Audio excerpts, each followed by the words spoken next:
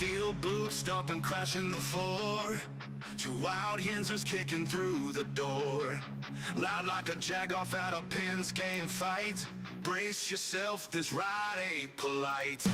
Two dumb Yinzers, loud and proud. Heads in the clouds, voices in the crowd. Chaos brewing, they don't play nice. Hold on to your iron and grab your prime anti-slice.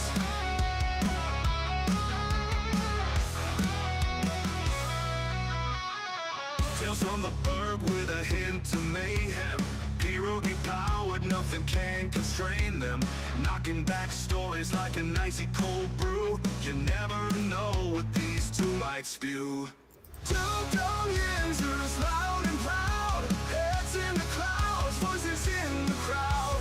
Chaos brewing, they don't play nice. Hold on to your iron and grab your prime anti-slice.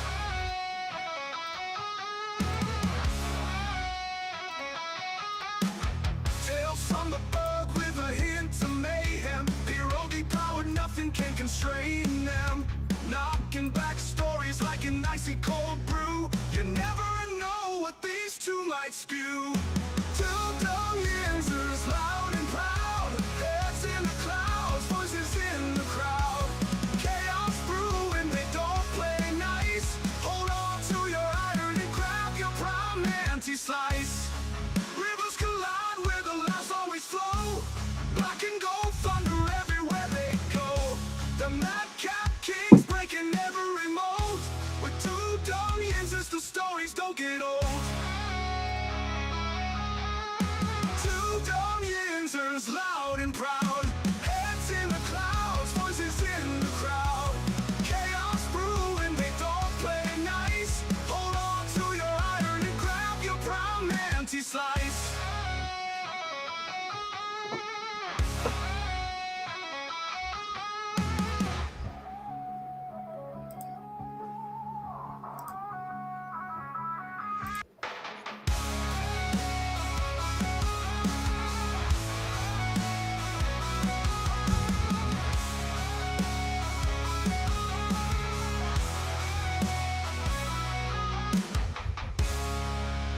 Hey, everybody.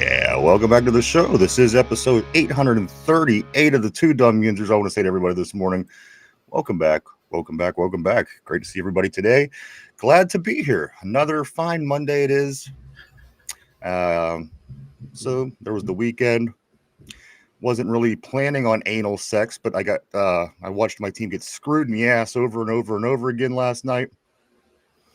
And I apologize if I listen, I usually have my time to weep, my time for mourning, if you will, after a loss, Mike, and I didn't get that because it was a late game, and I usually go back and watch the game and get all my details ironed out. But I had no interest. I had no interest. I just wanted to take NyQuil and sleep for the next 6 days. But here we are, guys. Welcome back to the show. A lot of things to talk about. You know what? There's a lot more things to talk about than I was hoping that there was going to be to talk about today. Had it been a loss or a win, I don't think that I expected to have to say the things that I have to say today because of what we've seen last night, of course. But we'll get into that and so much more today. Welcome back, everybody. Welcome back to the show. It's great to see everybody on the board. A couple things before we do get started here, Mike. Monday Night Football will conclude Week 8 tonight. In my opinion, this game should have been scheduled. See, this is where the NFL dropped the ball. Yeah. This is Washington Commanders, formerly known as the Redskins, playing the Chiefs. Mike, if this wouldn't have been an indigenous person holiday Monday night game a couple Mondays ago or whenever that Columbus Day was. It should have been. They dropped the ball. They dropped the ball. Dropped the ball. It was a fumble by the NFL. Yeah. Don't worry, the officials wouldn't see it anyway. So much to get into today, guys. It is Colts week. We're already 3-point underdogs for this game. That's generous. This week 9 matchup against the number 1 seed in the AFC coming up, also going to be at Acrisure Stadium. The 7-1 Colts will be making their trip to the Western Pennsylvania area next Sunday at 1:00 p.m. to take on the 4-3 Pittsburgh Steelers. And I got to be honest, too, both of these teams still still in first place in their respective North Division. So I guess if you have to find some kind of silver lining, the rest of our defense or the rest of our division sucks. We got that going for us, which is nice. So much to get into. Let me say good morning to everybody here before we do get moving any further along. I do want to say good morning to Phil the Steel. Jen, good morning to you. Tortilla, good morning to you. Vegas, my man. What's up, Yinzer Joe? Our bees in the house. And that's some names for now. Good morning to everybody. Good morning. Good morning. Good morning. Good morning. Welcome to you. Off the top injuries, Mike. Ukulele goes down early with a knee. Yeah. Siamalu goes down with a pec. Deshaun Elliott goes down with a knee that looks like it could possibly be a season-ending injury. Some would say devastating. Some would say devastating, if you will. We don't use that word here, Mike. So no, we don't. No, we do not. We don't do that here. Whoever coined that term's an asshole. What a dickhead. So this is what happened. I don't know. It was tight end day. I know Green Bay celebrated. Yeah, they did. So much to get into. Yeah, Patrick Queen's still trying to find out where Tucker Kraft is lined up at. It was real bad, guys. It was really bad. He's having trouble identifying the big white guy at tight end for Green Bay. The big white guy wearing all white on the field. He can't. Hard to identify, that guy. Richard, what's up, dude? He says, "What a miserable Monday." It's miserable, not because of the loss. You take losses. You take losses. It's part of life, especially in sports. But just the overall vibe, the feel of what's going on. If you wondered what we were going to play like against teams that were atop of the game, well, that was one of them. And I got to be honest with you, in the first half, I didn't think the Packers were overwhelmingly good, but they did things that good football teams did. They went in, made the adjustments, came out and did nothing but scored more in the second half, while our adjustments were nil. Even if we did make them, they were still nil. A lot of things to get into today. A lot of things, Mike. Let me start on the board. I don't want to leave anybody out because I know there's going to be a lot of comments on today's show. Phil the Steel says, "What up, Watt fans? What up, big bro? Always great seeing Phil on the board." Jen says, "Driving home this morning, still fuming." I'm not going to make my joke. I'm not going to make my joke. Tortilla, I agree with you. I'm right there for you. Right, are we in the middle of one of these late Tomlin season slides now? Are we just hitting it early? Because as I look down the list, I'm looking at a group of teams we play here in the next 6 weeks, and I got to be honest, we don't get our shit fixed like right now.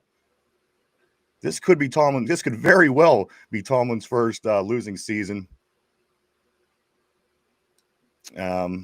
I'll still a lot to get into. Let's get let me get caught up here, Mike. Don't quit bothering me.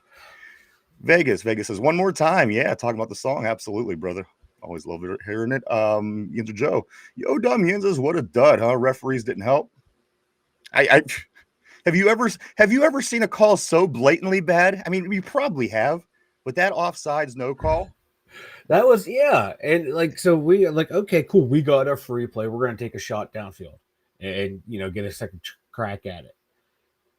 The whole offense, and I even think their defense was getting ready to line up too to go again. I've never seen all 22 guys looking at an official go, "Oh, what the fuck?" Okay, Packers march off, and we're like, "What the fuck?" That was the most play. The guy more or less took the ball from Zach Frazier. Mike, they call TJ Watt constantly in this league for his head being this far over the line. Yeah. So you're going to tell me you missed that? What the fuck are you watching if you missed that? That's not the reason we lost the game. No, but you can see it was a momentum changer. It started to change, and then the big breakdown in coverage Tucker Kraft, and then the other one Thorne Hill. Those three things compounded, and it just kept compounding and compounding and compounding after. But that's not the reason why we lost. But it's one of those, it didn't help because if we. The offense was moving in that game, and it just hit a roadblock right there. It did not help in the what. Then they get the ball back and go down and score on a 90-yard touchdown drive. So yeah, that kind of swung momentum of the game. It was literally like we shouldn't even been on that field. Our defense, Mike, they might as well not even been out there. They should have just went out there and let them run their plays without us because they would have gotten the same results. Phil still says it's just another game, and I agree, Phil, and that's where I'm going to be tomorrow. But today, I gotta get it off my chest. We got a lot to get into today. He says Steelers lost. Oh well, Colts are next, and that's right at the top of my page of notes right here. It says Colts week, and I'm ready to make that move. But again, we got to get some stuff off our chest today before we can do that. Vegas says the missed offsides call was fucking terrible. Tortilla says the refs were on our side for a majority of the game, and we still couldn't win. A few questionable calls, but I feel like those were making up calls. And you know what else really got me? How many times is one of our receivers just going to let somebody steal the ball right out of their hands? I seen it last week on the DK Metcalf interception when the ball. I seen it yesterday on DK Metcalf. I seen it on Roman Wilson. I think twice in the game yesterday. It's just a side note. Let me continue. RB. What's up, bro? He says, imagine how that would have been if LaFleur isn't a fucking moron and went away from Kraft for a quarter and a half when Mike made zero adjustments to stop it. Phil still says last 2 weeks of wide receivers whooped us. This week a tight end whooped us. Teflon Don saying kicking field goals won't win the game. I honestly think he's out of ideas. I truly do. Vegas says any team with a good quarterback will kill this. And that's what I was thinking. It's any team with a quarterback who knows what they're doing. If we play good quarterbacks, we beat them. I mean, we lose. If we play bad quarterbacks, we beat them. We beat Dylan Gabriel very convincingly. Sam Darnold beat us.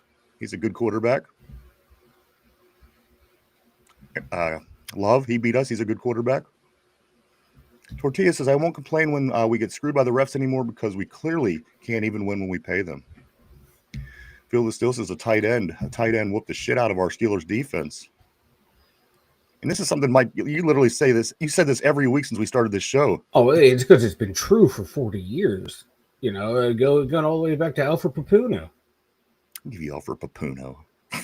Well, I know who you're talking about, but it's just funny you brought his whole name out. Well, it's just because it's scarred in my brain. Him and that stupid coconut celebration. RB says as Roman starts to show out when he was actually given snaps and looks, which further shows Mike's incompetence. Another don't know the book guy. You're right. Well, here's the funny thing, guys. Get this. You want to hear the big news? After that defensive fucking that we took, they're bringing in, get this, Marquez Valdez-Scantling today to work out. Because that's exactly what I thought we needed after last night's game. Don't piss around with the wide receiver too now. This offense is scoring. The offense is fine. Fuck. You had 9 different players last night, Aaron Rodgers did. In the one that you didn't hit all season, Roman Wilson, he catches 4 passes for 74 yards and a touchdown. I have not seen anything that I didn't like from him so far. Now here we are halfway through the season. You're just getting to the guys that are actually working. And again, the wide receivers that wasn't a problem. Why the name Marquez Scantling is even coming up today? It blows my mind. You should be talking defensive backs, anything. The defense does nothing. Listen, this is how bad the defense is, Mike. Mm-hmm. They do nothing.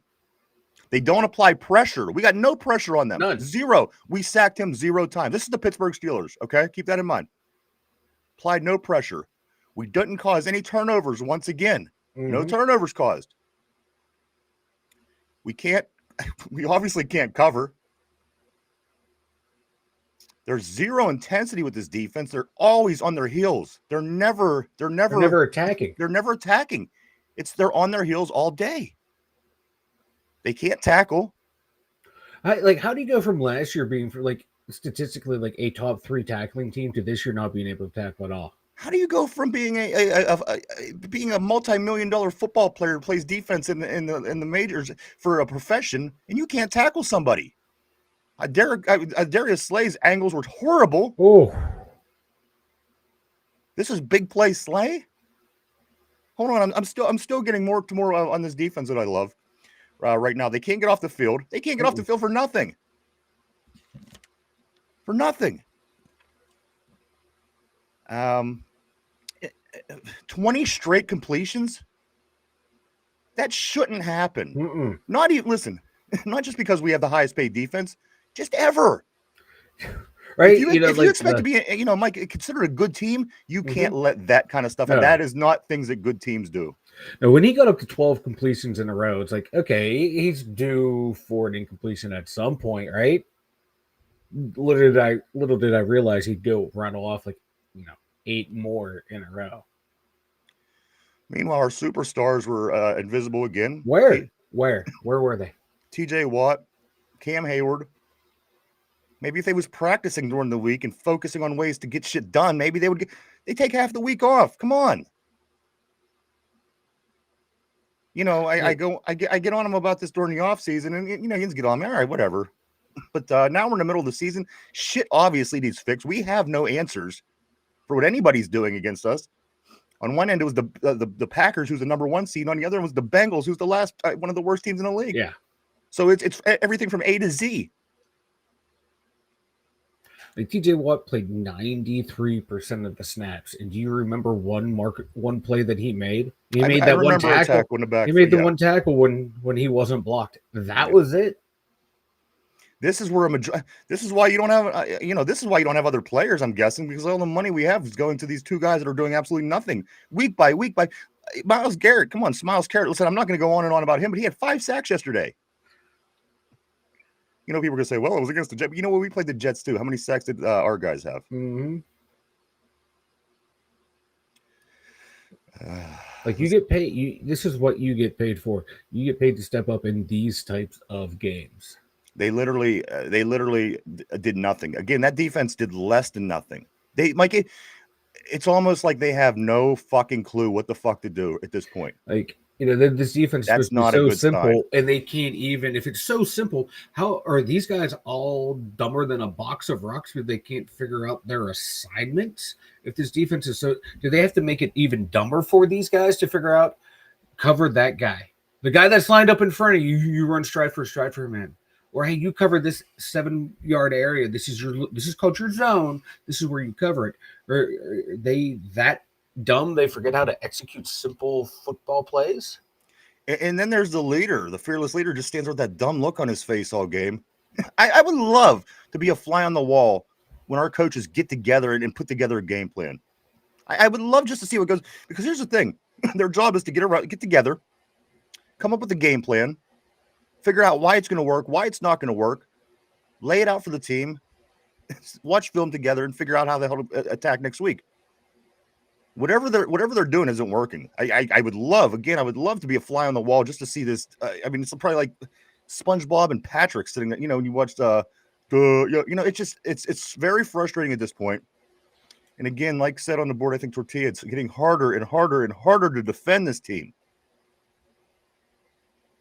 This team is not as good record-wise at this point, Mike, than it was last year with the quarterbacks we had last year when we had no offense. This team might finish worse than it did any of these 4 years where Mitch Trubisky started, where Kenny Pickett started, where Justin Fields started, where Russell Wilson started. It's very possible that this team does not make 500 this year. And I got to say one thing. Mike Tomlin should be on his hands and knees thanking the heavens above for a man named Chris Boswell. Because if it wasn't for Chris Boswell for the last 11 years, we would not be over 500 every single season. Listen, if he had a bad field goal or even an average field goal kicker, he wouldn't have met that quota. I promise you. He should be on his hands and knees thanking the lowest paid guy on the field, by theory, and thanking the good graces that he has him.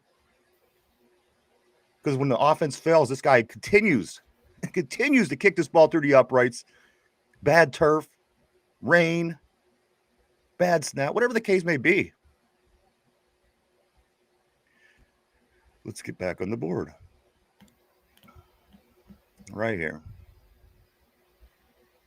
Phil Steele says at Ryan's injury odds always hit the mark. Thank you. They do. That's why I begrudgingly always take the over. Because ever since he started this bit, it just snowballed. Richard said the defense totally disappeared in the second half. They did all they did was scored in the second half. What adjustments did we make? I just don't think that. I think there's about 5 things wrong. One of them, we don't know what the fuck to do. For 2, even if we do know, it's just not getting achieved. It's not getting done. I mean, you got to lead this team. Somebody's got to be a leader. It's very bad. It shouldn't be this bad. It shouldn't be this bad. When we had a lot less, it was a lot better than what's going on right now. Maybe we should just get all bad players all the time. We seem to play better than when we have good players. Give us like Bell and Antonio Brown and DK Metcalf and Jalen Ramsey. Oh, we'll blow that shit. But have us starting Kenny Pickett and company. Though we'll find a way to win. You figure like all these guys on defense are making high valued money, and just watch them fail to execute is getting tiresome. Sure is. Richard says the defense totally disappeared. Yinzer Joe, what's up, bro? Always great seeing Yinzer Joe on the board. He says, gave my wife roses and lube for tight end day. So I slept on the couch. Unfortunately, she didn't know what I was celebrating. Maybe if you would have told her, you might not have had to sleep on the couch. Jen says, try living in Wisconsin. I have so many text messages, I didn't even read them. Mark Malone, brother, what's up? Nice seeing you, dude. He says the great secondary master has tainted yet another backfield. You keep saying this, and when he was the Minnesota Vikings defensive coordinator 25 years ago, he had and that's when he was hired in here. It was like right after that season. They had the #1 rushing defense in the worst passing defense. Here. They had the worst passing defense. So this notion where you say he's the great, well, he was in that secondary, like he was coaching the secondary with the Tampa. Well, you could go back to Tampa Bay with the Super Bowl win. He was involved in that secondary there, so that would say that he's a good secondary coach. So I think you guys are really picking the wrong battle. Let's continue. There's a lot. Believe me, there's going to be so much more to talk about. That hill is not going to be the one you're going to want to die on today. So much going on. Richard says we are in major trouble. We have a very good chance of losing the next 4 games. You're right, we do. The next 4? It might be the next 10, 6, 7. How many games do we have left? 10. Yeah. Vegas says DK socking the defensive back on 3rd and 2 was essentially the end of the game. Yep. I thought it was the part where the defense had just as dumb as look on their faces Tomlin did on the sideline. That was when I felt the game was over. When I looked at that team, I said, this team is not ready to play the second half. They're not. When I saw Aaron Rodgers' face after the first drive of the game, I knew the game was over. He did fine. Come on, we scored. He had that look. He had that look on his face. And this game was all defense. I mean, it was. 4 games out of the first 7, we gave up 30-plus points. That hasn't been done. I'll give you all the numbers as we move on. Phil Steele says Warren jumbo packages runs were killing pack defense. Second half, no other either, and again, no defensive adjustments. I think what went down with the big package was when Ciamalu went down, they had to put Spencer Anderson at guard, and when that happened, you lose Spencer Anderson for the extra big. So I think that's what went down there. But again, I don't think that this was the problem. Yeah. I think we should be able to score 25 points and win a football game. I mean, you should be able to. If you had a defense that was worth half of what you're paying them, you should be able to win a football game if you score 25 points. Richard said, with the injuries last night, we need another offensive lineman, defensive back, and a real linebacker. We're getting killed in the middle in the run game. And guess what they're doing, Richard? They're bringing Juan Valdez-Scantling in today to try out for the team. Now they want the receiver. Well, we got 8 days, guys. Trade deadline is next Tuesday at 4:00 p.m. So if we see moves, it's going to be within the next week, guys. And we do have the Colts, one of the better teams, probably the best team in football now by numbers at least. We got these guys next Sunday. Mr. Tommy, what's up, bro? Always great seeing you on the board. He says the defense is made up of players that A, have effort, B, are mediocre, or B, A, have effort but are mediocre, or B, don't have effort. Because they're not mediocre players. It just shows, What's up, dude? What's up, Jamal? Jamal says, man, why aren't we getting any better? We're going to get in all that. I'm going to tell you exactly why we're not getting any better. Stick around. Vegas says 3rd and 10 too often. And here's another thing, talking about third downs. How about on our side? We converted 1 third down all night. Mm-hmm. So maybe the offense is a problem. I don't know. I'll get back to that as well. Jamal says we sucked. Sucks we letting Aaron go out. Like, Mark Malone, the guy looked like that lacrosse player from New England. Vegas says maybe we need to get those pigeons. But we need the pigeons. Where the fuck are them pigeons anyway? I hate them pigeons. When the pigeons are there, we win. I still hate them pigeons. Tortilla says I watched Kraft beat our ass and watched Austin Reeves drop 51 on the Kings yesterday. Was ass. Mark Malone just absolutely horse raping Tomlin. Vegas says I can't see Tomlin getting a contract extension after this year unless the team catches fire. Jamal says, man, we always let one player kick our ass. I was okay with it being Jamar Chase. I was willing to move forward. But when you got a tall sleeve of crackers killing you all night, now I'm starting to be, what? This is all it's going to take to beat us. A tight end who's a little better than average. I mean, granted, he's having a good season. Yes, Jamar Chase is one. That's what I'm comparing him to. So, if this is a problem, guys. Mark Malone can't win when your $165 million defense gives up 35 points. You sure can't. Mm-mm. Aaron Jade, what's up? Nice seeing you on a terrible board as always, my man. He says this defense makes me sad. Me too. Mark Malone, there's never been a coach in the history of the NFL that has done less with more than Tomlin. Vegas says the only defense more expensive is the U.S. military. Mark Malone says no joke. Tortilla says fire everyone. Fire our players. Start over next year. Aaron says I agree. Aaron Jade, my man. Mr. Tummy says do you do what you can via the trade deadline, then the chips fall where they may. Wes, what's up, bro? Always great seeing Wes Hatchett on the board. Good day to you. He says, epic fail by our Steelers, and it doesn't surprise me one bit. It starts at the top, fellas. Vegas says, the not yets beat the Bengals. Yeah, I like that. I like some of the stuff that went on around the division yesterday. Fearless Steel says, nobody made a play last night. The only one that went to war was Warren. He does that game in, game out. Game in, game out. He's no matter what the situation. If only they had 52 other guys like him. Mark Malone, luckily, we don't have shit for money tied up next year. Tortilla says we're going to need to trade for another DB, safety, defensive tackle, offensive tackle, and wide receiver. Again, guys, just 8 days away from the trade deadline. And as I said, my 3 big injuries. Yeah, huge. Not 1, not 2, 3 big injuries. Again, Sean Elliott going down with that knee, saying he could possibly be out all year. Yeah, I think he's done for the year. The way he was moving. Ukulele, a knee. And Ciamalo again with the pec, which again, that kind of gums stuff up because, he's a big part of being able to run the big packages. Because now you don't need Spencer Anderson filling in at the guard position. He could do. Who had a nice catch yesterday? I do have to say, Mike, had we thrown to Spencer Anderson more, right? Maybe we could have won. The guy was driving them legs. That's what they teach running backs to do, and he was doing it as an offensive lineman. He looked good after that catch. Like when that play happened, like, oh, we might have a chance. We're in our bag right now.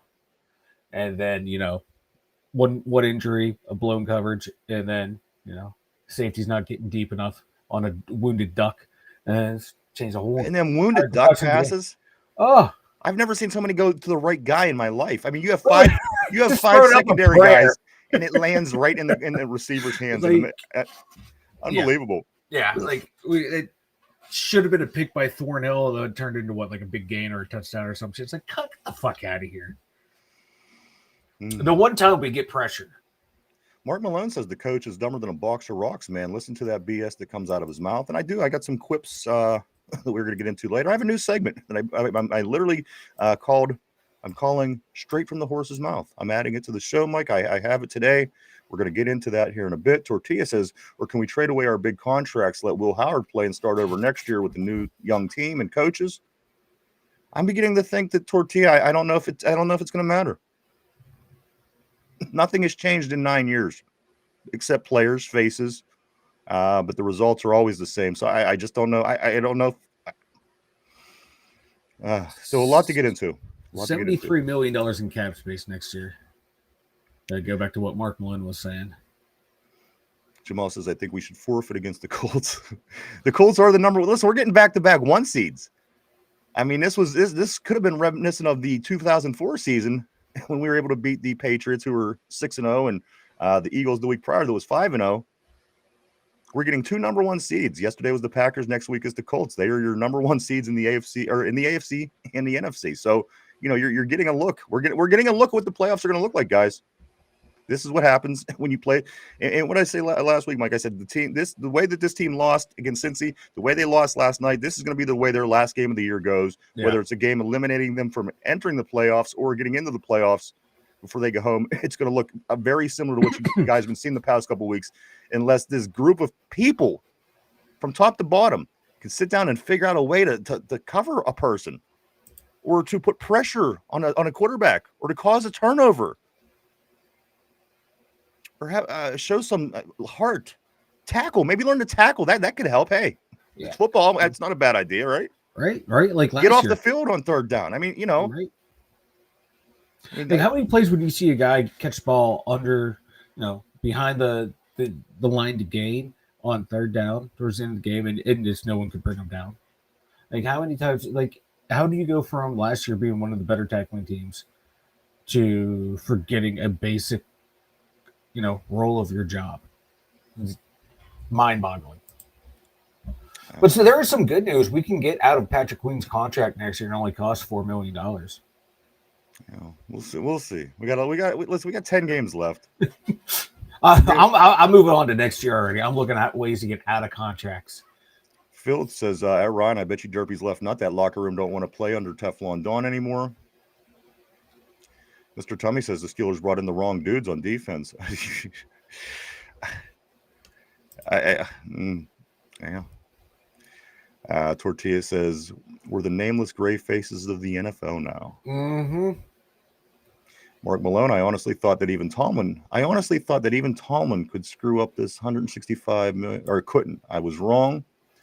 I got you there. Okay. Mr. Tommy says, not just Tomlin, Omar. Absolutely. It would be unfair to just blame everything on the head coach, because again, he approves everything that's done by the people below him. And if they're not doing well, it ultimately comes back to him. I mean, you're the top, dude. You make the calls. Aaron says, total rebuild next year with all those upcoming draft picks and cap space. Yeah, it just makes you wonder, Mike. As we said, I thought it was pretty cut and dry what the draft was going to look like this year. Yeah. But as the season continues on, I'm beginning to realize that we have about half of the draft tied up right now on what we need. Yeah. And like looking back at it, like the moves that they started to make in the offseason, they maybe over evaluated the roster that they had when they jettisoned guys and brought guys in. They thought they were a little bit closer than what they were. And the moves are starting to bite them in the ass. They sure are. That big play Slay, I can't tell you 3 times this year that I was excited that we had him. No, I thought, he'd be a nice little complimentary piece back there with him, and, with Jalen Ramsey and JPJ doing a lot of the work. Didn't get Eccles in. I was like, all right, cool. Slay shouldn't have to do much. And he ain't doing much. Joey P.I.J. Like, how can you play like clean football and then just all of a sudden you're gonna start mugging people all game long? What the fuck? Only reason the game we were up by 9 at halftime was penalties against the Packers and 2 missed field goals. Yeah, we definitely got help from their field goal team. No 2 ways about it. Yeah. Mark Malone, we need all the whites to with the team that I built last week. We'll throw them out there. We'll see what we can do. I got to be honest. We don't have any brothers on the team. I don't like our chances there either. So Mark Malone also says that's where it comes from. Tampa. Everyone was saying it that for sure. That was what he was known for. Was he was involved in that with that great I mean, great Tampa Bay defense. Maybe one of the best through one season, up there with Baltimore and even Chicago of '85, I'd have to say. Phil still says it doesn't matter what we say, Mark and Phil. Vanilla loves the Teflon Don. Vanilla wants him for life. No, I don't. I've criticized him numerous times on the show, unlike you in your refusal to criticize TJ Watt.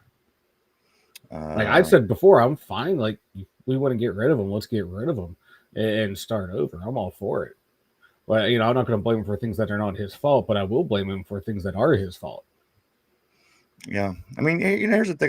It's easy just to say, oh, it's the coach. It's the coach. Well, he plays a whole big role in it, but it also breaks down to the owner, the GM, the players, all the other coaches too. So there's plenty of blame. It's easy just to point the guy at the top. It's easy to do. I do it at my job too, but you got to realize there's layers to everything. Nobody's not blaming everybody else. You got to understand, we're bad-mouthing this defense the whole show. That's one thing. I've started from the beginning and until here 35, 58, I've not stopped talking about the defense. So I'm working my way to Tomlin. But I'm getting all my other points in first, so that way when I get there, nobody can say that I'm picking on Tomlin.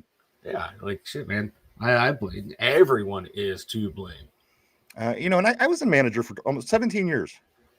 And when something was bad and went bad where I was managing, it came back at me because I was overlooking the whole operation. And if there was an incident that was going bad, it was my job to make sure it got corrected. And again, the people that were under me, that were bosses, they did their jobs, but it was ultimately my responsibility to make sure everything was running well. And you got to kind of look at things like this. But again, let's just move on. Mr. Tummy says losses incoming: Colts, Chargers, Bengals, Bills, Lions, one Raven game. Jamal says, does DK only play one half per game? Tortilla also says, or I'm sorry, not Tortilla. Jamal says this. He says, trade TJ, LOL.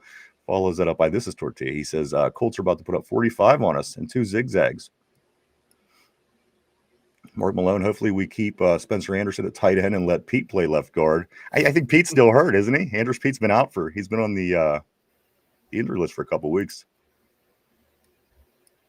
Mr. Tummy says average points against 2023, 18.8, 2024, 20.4, and so far in 2025, 25.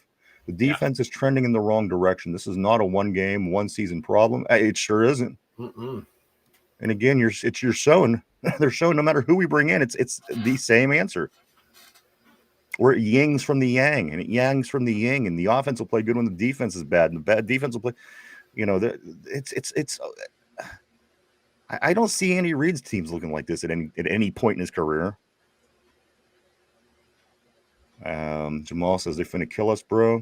And this will be the one. This game is a total Mike Tomlin win kind of game. This Indianapolis game at home. I wouldn't be surprised if we win this one. I don't know how. Oh no, Tyler Warner's going to eat us up. Yinzer Joe. No, I don't even know if anybody knows who that is. But their running back has been good, and their quarterback has been damn good. Yinzer Joe says not getting hopes up, but I think the Colts haven't played any playoff caliber. They haven't. They've had a very weak schedule. People talk about our schedule.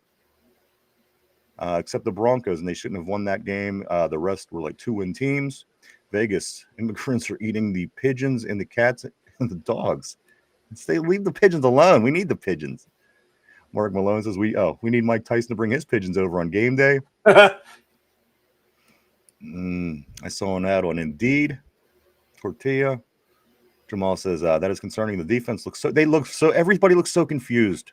And I think they were making a point with the cameras to look at everyone's confused faces, all one after another. Tortilla says, I saw an ad on Indeed. It says Pittsburgh Steelers starting DB 1-year contract.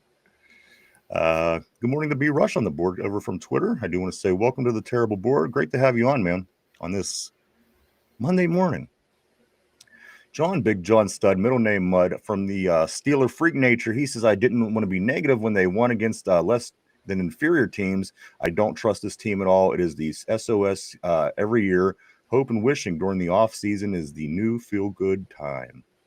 We got the draft, guys, so we know we're going to be able to keep fans engaged through April at least. I'd like to do a little bit more between now and then, but what can you do? What can we do? Jamal says waiting on the ref to throw flags is a sign of soft team. Phil says I'm starting to chant, here we go. I'm starting to chant here on the 2 Yinzers today. Here I go. Here I go. John says fans have false excitement during the offseason just to get hit with reality every season. Mr. Tummy says team performance does not impact revenue as the owners share broadcast revenue equally. So there's no incentive for the Roonies to make changes. Being a mid-tier team does not impact his wallet. He knows people are going to put their asses in them seats every damn week. You know, it's not rocket science, but it's taking advantage of people. But you know what? It's smart for him. It's a smart business move because he's still going to make the money, and again, he's still going to put asses in seats. And you know, unless you're you know, a team who has fans that are willing to fight the system, like maybe, you know, the Pirates and other teams like that right now, you know, it's not going to make a difference. It's not going to make no difference, man. Bush says, B. Rush says, 9 years, try the last 15 since 2012. I know. I'm losing track of years. It's been so long. He says, after most of the players that Coward drafted retire, coaching staff trashed, development of players trashed, bunch of one and dones. It's been Tomlin. It's becoming harder to disagree with that. Tortilla says, we keep playing like this. Tickets are going to be free. Mark Malone, I see seeing Goodman as the Big Lebowski. This is what happens, Larry. Patrick Queen missed like 50 tackles. Oh, god awful. God awful. God awful. And it only takes like I said, $4 million to get out of its contract, and we gain 13 back. Mark Malone says DBs, wide receivers, and guard. B. Rush, as I've been saying, Tomlin is gifted that Super Bowl ring. He never earned it. Since then, he has been on a decline. He makes no adjustments. Defense has been vanilla. Rooney needs to fire. You know what? I don't disagree with anything that you just said. Phil still says TJ Watt isn't the head coach. I think that was kind of a fire back at you, Mike. TJ Watt play last night? Yeah, how many sacks does he have all year? He looks like just 3? As lost as the head coach. B. Rush says also betting his liability on the field. He's horrendous. Highsmith is overpaid. Completely, I agree. I thought that from the beginning with Highsmith. And for 2, Mike, you and I have been calling this betting all for the past 3 years. Yeah, how they've not improved. He's a rotational player. I mean, you know, there was a big anticipation from this year. You know when he came out in that first couple games and had what do you have 2 sacks one game, I think, didn't he? Yeah, I think it was that Vikings game. He was playing really well. Did pretty well against the Browns too, and then ever since then he's just gone downhill. I want to know why. This is what Yinzer Joe's saying. I want to know why the hell Chuck Clark was out there covering Kraft. Clark isn't very fast. Mm-mm. John says, I wouldn't trust a team if they beat the Colts. The Chargers are a good team, and the Colts beat them easily. Look at what they do to the Vikings. Jamal says Rooney needs to fire himself. He's an enabler. He's guilty too. He's guilty too. I'm not going to lie. But what are you going to do? You know, I mean, can you fire? You know, I mean, you know. Is there anyone left in the Rooney family who has any football sense, or was Dan the only one who had football sense? No, and we're running out of guys to fire. I mean, you can only fire so far up the ladder. You know, all of them. John says Green Bay fans start at the top, owned Acrisure Stadium yesterday. Steeler fans are selling tickets because they have no faith and want the cash. Want the cash instead of showing support. I can't blame them. And you know what? Listen, I whenever they did the Renegade, I didn't think it was 60-30. They were saying that the ratio was 60-30 Steeler fans to Packers fans. When they did the Renegade and they showed all the fans, listen, a lot of those, I'd say 85% of the fans were Steeler fans waving their towel. Yes, there was a lot of people wearing yellow for Green Bay that may have, kind of mixed that up a little bit, made it hard to tell. But you know what? There was a lot of terrible towels waving. I don't believe that the 2/3, we had 2/3 of the fans. They had 1/3. Again, there was a lot of Packers fans, and they were saying that all day, ever since tailgating in the morning. But I can't believe 33% were Packers fans. That's come on. That's a whole part of the stadium. And again, when you watch the Renegade being played, I seen like a million Steeler fans waving their towels. But I couldn't agree. I couldn't agree with you more though. They got their hands on a lot of tickets. Am I allowed to shit on Renegade now that we suck? No. God damn it. Renegade's a great song. Well, it's done nothing wrong. Every time they play it, we give up a big play. Well, we can't blame the coach. I mean, we could blame a song that actually has nothing to do with it. Oh, no, I'm blaming Tomlin for a lot of shit. But no, I'm blaming everything. Even that stupid ass song. Jamal says, did TJ play? No. Might as well not have. Also, Jamal says, F it, the only way to win is to put pads on Tomlin. We're going to blame him anyway. Jason, what's up, dude? Always great seeing Jason Atkins on the terrible board today. He says, I don't even know what to say. Yeah, I'm right there with you, man. Let's get into some other things. Let's talk about numbers and stuff. Mike, we got so much to get into today. We have grades for the game. We have a game ball, if we could actually find somebody to give the game ball to. We have statistics. We have team stats, a lot of interesting numbers, and a lot more, Mike, from this Pittsburgh Steelers loss 35-25 to the Green Bay Packers on Sunday Night Football last night. Again, an all-white uniform team back-to-back beats us in a passing offense that we can't figure out how to stop or do anything on. The best thing I could hope for is that Indianapolis don't come in. Guess what? They have all white uniforms. Exactly. So you know what's going to happen? What? They're going to come in wearing their all whites. Oh yeah, that's all they have. 3 weeks in a row. It was a chippy game. I got to say that. There was a lot of pushing, shoving. But you know what? When you get North teams like that in the AFC or NFC, it's always going to be physical. We know that. That two-piece combo the guy put on one of our defensive backs when Herbig was getting fouled for the personal foul on the kick return. I thought that was comical. Yeah. Mark Malone balls for the game ball. And then Yinzer Joe says, I don't believe the Colts Chargers game. I don't believe in the Colts or Chargers game either. The Chargers are decimated with injury, so it's greatly helping Indy. And Vegas says the white uni privilege. That's what I'm saying. This is some racist shit. I don't want to face any more all white uniforms. Come on. Isn't there some kind of discrimination here? That's some bullshit. We got to wear the all blacks. They got to wear the all whites. Then we were all yellows. We looked like the Simpsons out there. It was National Tight End Day yesterday, Mike, and this was the snaps for our tight end on the day. Jonnu Smith had 38 snaps leading the way. Darnell Washington, 29 snaps.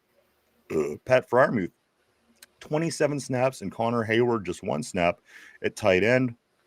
And as far as the leaders go, Mike, I don't see any tight ends on top of the receiving leaders. Of course, Roman Wilson at the top with 74 yards. Metcalf second with 55. Both of those gentlemen had a touchdown for the day. Calvin Austin the third, and then even Spencer Anderson. Not a lot of tight end action on National Tight End Day. And it's funny because, again, you might say, well, maybe they would be focusing on the tight end just because, well, guess what? They literally threw the same passes to their tight end over and over and over and over. And their tight end had a hell of a night. Mike getting 7 catches for 143 yards and 2 touchdowns. What was one of my keys to win? I don't know. Cover Tucker Kraft. Yeah. Also, of course, Aaron Rodgers did not become the 5th quarterback to beat all 32 teams, but he did. He did become the 15th player in history, Mike, to throw touchdown passes against all 32 teams. So he didn't get the win, but he did manage to throw touchdown passes. He got that going for him. So, I mean, it's something, right? I mean, at the end of the day, and I thought this is why, the NFL might have kind of leaned toward the Steelers for this win. Maybe it isn't fixed. I don't know. Maybe it isn't rigged. But I do got to say this. I was following a woman during the game. She's a friend, but it isn't somebody I really know. Mm-hmm. And she was talking about, she got on the game. She got on Google, asked Google in the second quarter and asked what the score was. And Google said that Pittsburgh Steelers lost to the Green Bay Packers on October 26, 2025. And she's like, well, what the hell? The game's still going on. So she waited till halftime, did it again. What's the score of the Steelers-Packers game? And Ask Google literally said the Green Bay Packers beat the Pittsburgh Steelers on October 26, 2025. Am I crying conspiracy? I'm not, but geez, oh man. And I'm watching it real time. It isn't like after the fact where she made the story up. And I'm watching, I think this is crazy. So I continued to follow to watch her, and people, are responding, and it was just something. And this isn't the first time I've seen of this. I've heard this story before. But again, what the hell is Google? Google AI knew what was going to happen. But that motherfucker can't make a pitch with a guy with 5 fingers to save its No, life. no. Well, come on now. It could tell the future. It's the Steelers playing the Packers with a good tight end and knew the outcome beforehand. Mike, this defense has allowed 700-plus yards passing over the last 2 games. Six touchdowns, 0 interceptions. Breaking news, Jamar Chase and Tucker Kraft just each got another pass for a touchdown. Mm-hmm.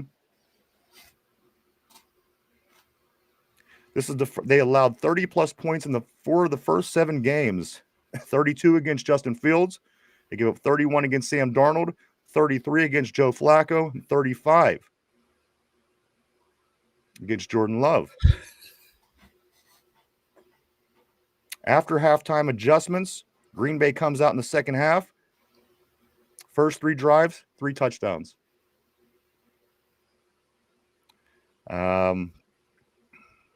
That 30-plus points in the first 4 of the 7 games hasn't happened since 2003 for the Steelers.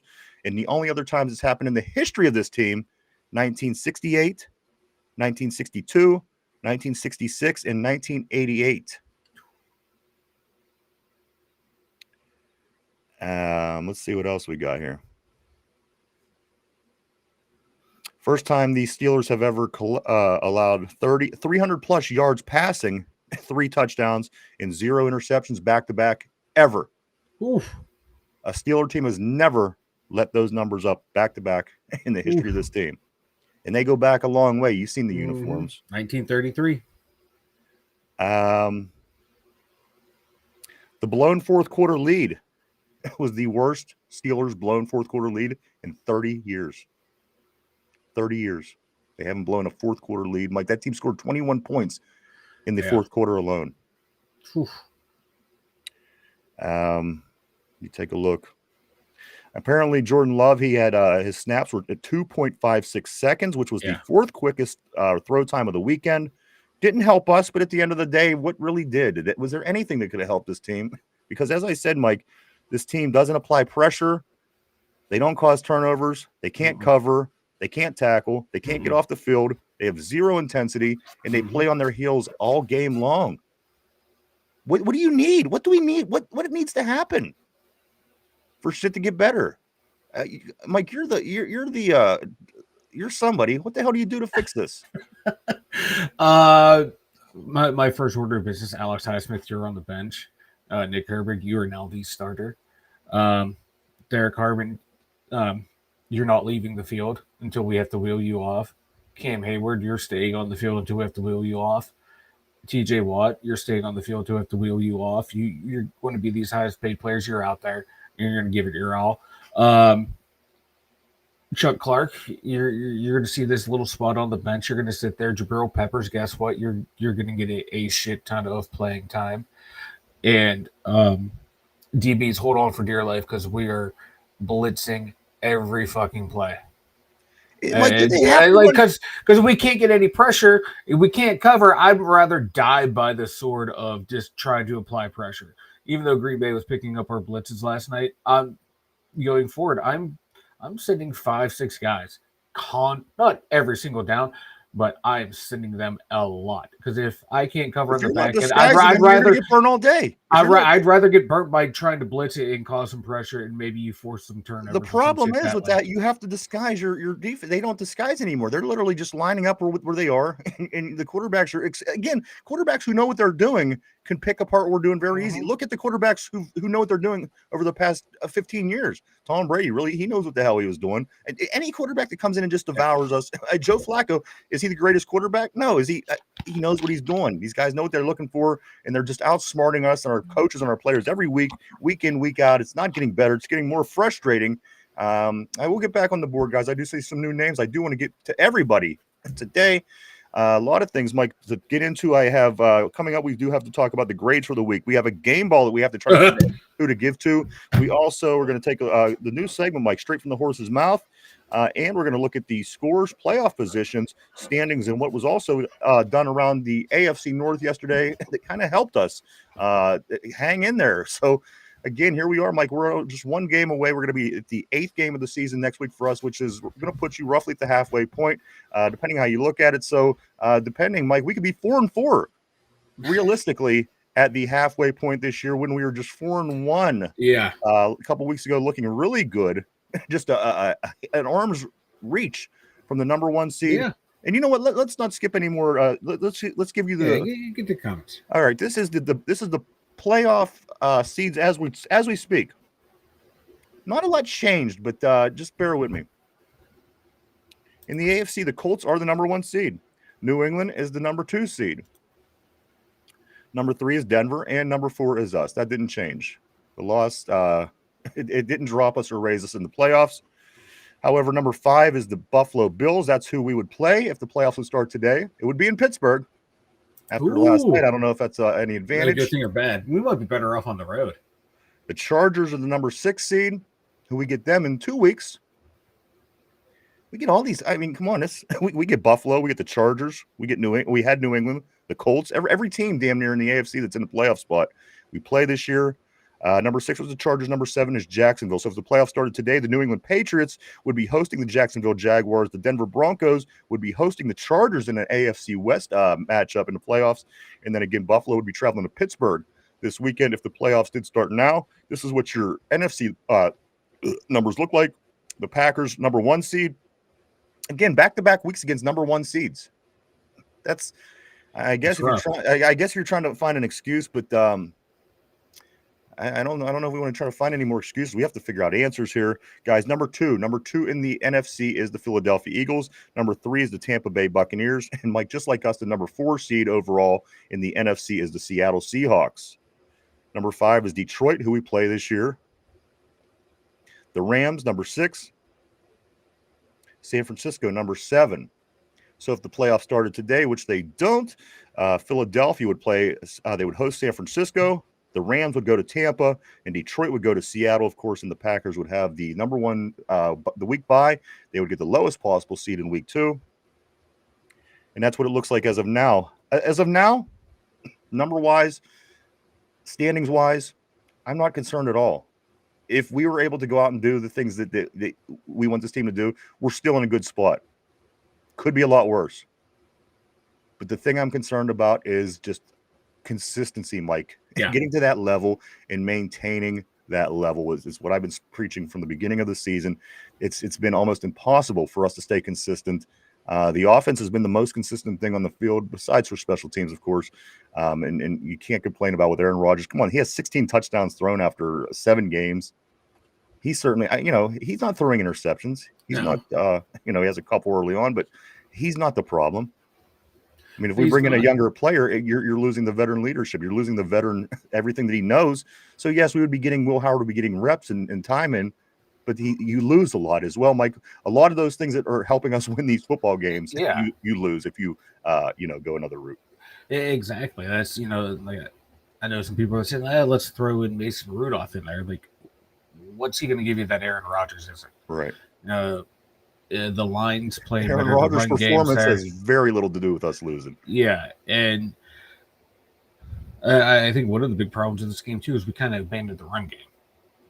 I thought the run game was looking really well, and we would play more, ran the ball more and controlled the clock and grinded it out coming out of the second half. I thought that would have been a better strategy, but I get the idea of trying to come out and pass. You're starting to move the ball on defense. I get it, but could have ran the ball a whole hell of a lot more. I'm not too worried about the offense. This defense, I think this offense could put up. Green Bay wasn't a slouch on defense. It was a good defense. And they were like number 1, number 2 against the run. We put up 93, 94 yards on them. So I'm not too worried about the offense competing against the better teams. It's that defense that's going to hold this team back. And maybe we should go out and get 3 more wide receivers because we're going to have to score 70 points. And I've never seen I've seen bad years in my life with the Steelers. I'm not going to lie, but this is just there's such a hopeless feeling with this defense, Mike. You feel hopeless. Like you're like, all they got to do is stop them this next drive. And what do? They come out and take the ball down the field, score a touchdown. Okay, well that's fine because we'll get a field goal, keep the points within this so many points, and then if we hold them, they just scored a touchdown. Yeah. Okay, well that's fine. Now we're down 10 points. If we score a touchdown, then we get they scored. Then the offense presses 3 and out. Doing stupid penalties. And you don't have to run man every play. I'm going to get into straight from the horse's mouth. I'll get you some more insight on that in just a second here. One more thing before we do get into a couple more of these things and back to the board. What about Zach Frazier going down on the ball and not being able to go back to the huddle? I've never seen it. I've never seen it. I've never seen that before in my life. But one thing I will say, I love no one panicked on that play. Yeah. This, Aaron Rodgers kept everyone together. He realized what was happening. Frazier did. They got the call in. They were able to communicate to Frazier, and they got it off. And they picked up a decent chunk of change on that drive, on that play too. So yeah, I've never seen that in my life, to where he thought they were going hurry up, and Rodgers called him back after he already touched the ball. Cherry on top of that game. Yeah. But good on them, everyone knowing the rules and knowing how to handle that situation. Now, if that was the defense, they would have totally fucked up. And Herbig isn't getting the snaps that people think that he should, and there's a lot going on. Maybe we don't know as much as the coaches, but I got to tell you one thing: what they're doing isn't working. It certainly isn't working. Again, guys, we could be 4-4 this time next week. That's not where you wanted to be. Certainly after the Bengals, and then the Packers, and then heading into the Colts game, I envisioned it to be a little bit different. And again, I think that having the 500 conversation is certainly fair at this point, Mike, about having possibly our first non-500 season. And this might be one of the better by name teams that we've ever had. Like on paper. On paper, I mean, come on. Even when we had really good teams, the names were Aaron Smith, and the names were Brian McFadden, and you know what I mean? It wasn't like they were the big names. This is probably the biggest name team that we had in the history, going all the way back to the Super Steelers teams. And this has been one of the worst performance defenses I've seen. And again, Mike, the fact that they can't get it together and they just have no answer is the most. That's the part that worries me the most, because usually there's a better day tomorrow. Usually, put this behind us. Let's get ready for the Colts. I'm not sure that the Colts game is going to be much different, because I'm hearing that they're the most complete team in the league.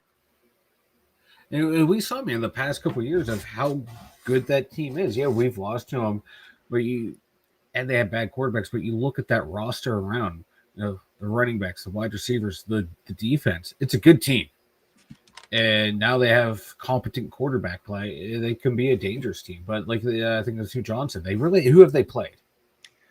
Are they paper champs, or are they a legit team? I don't even think we're paper champs at this point. Listen, let me jump on the board for a couple. Then I'm going to get to some numbers, and then we're going to get back to the board. And then again, like I said, we have a lot going on. So I'm going to go right here. Jamal says, did TJ play yesterday? Your guess is as good as mine. I seen one tackle.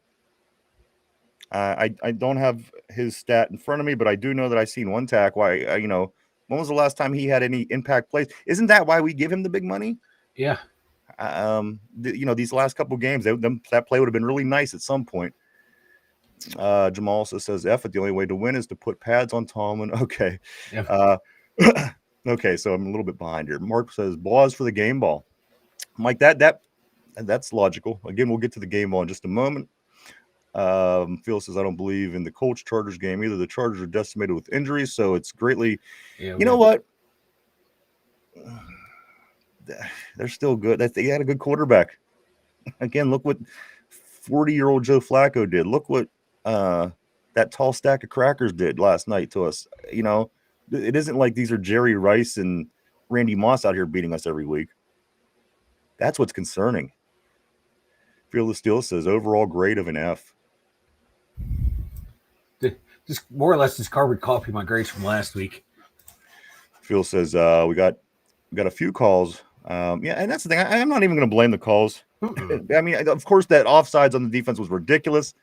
The guy could have laid on the ball, and they would have still not called him because the penalties came out like this, Mike. We were penalized 6 times for 65 yards, where Green Bay was penalized 5 times for 47 yards. That's not enough for me to cry refs. It's just not.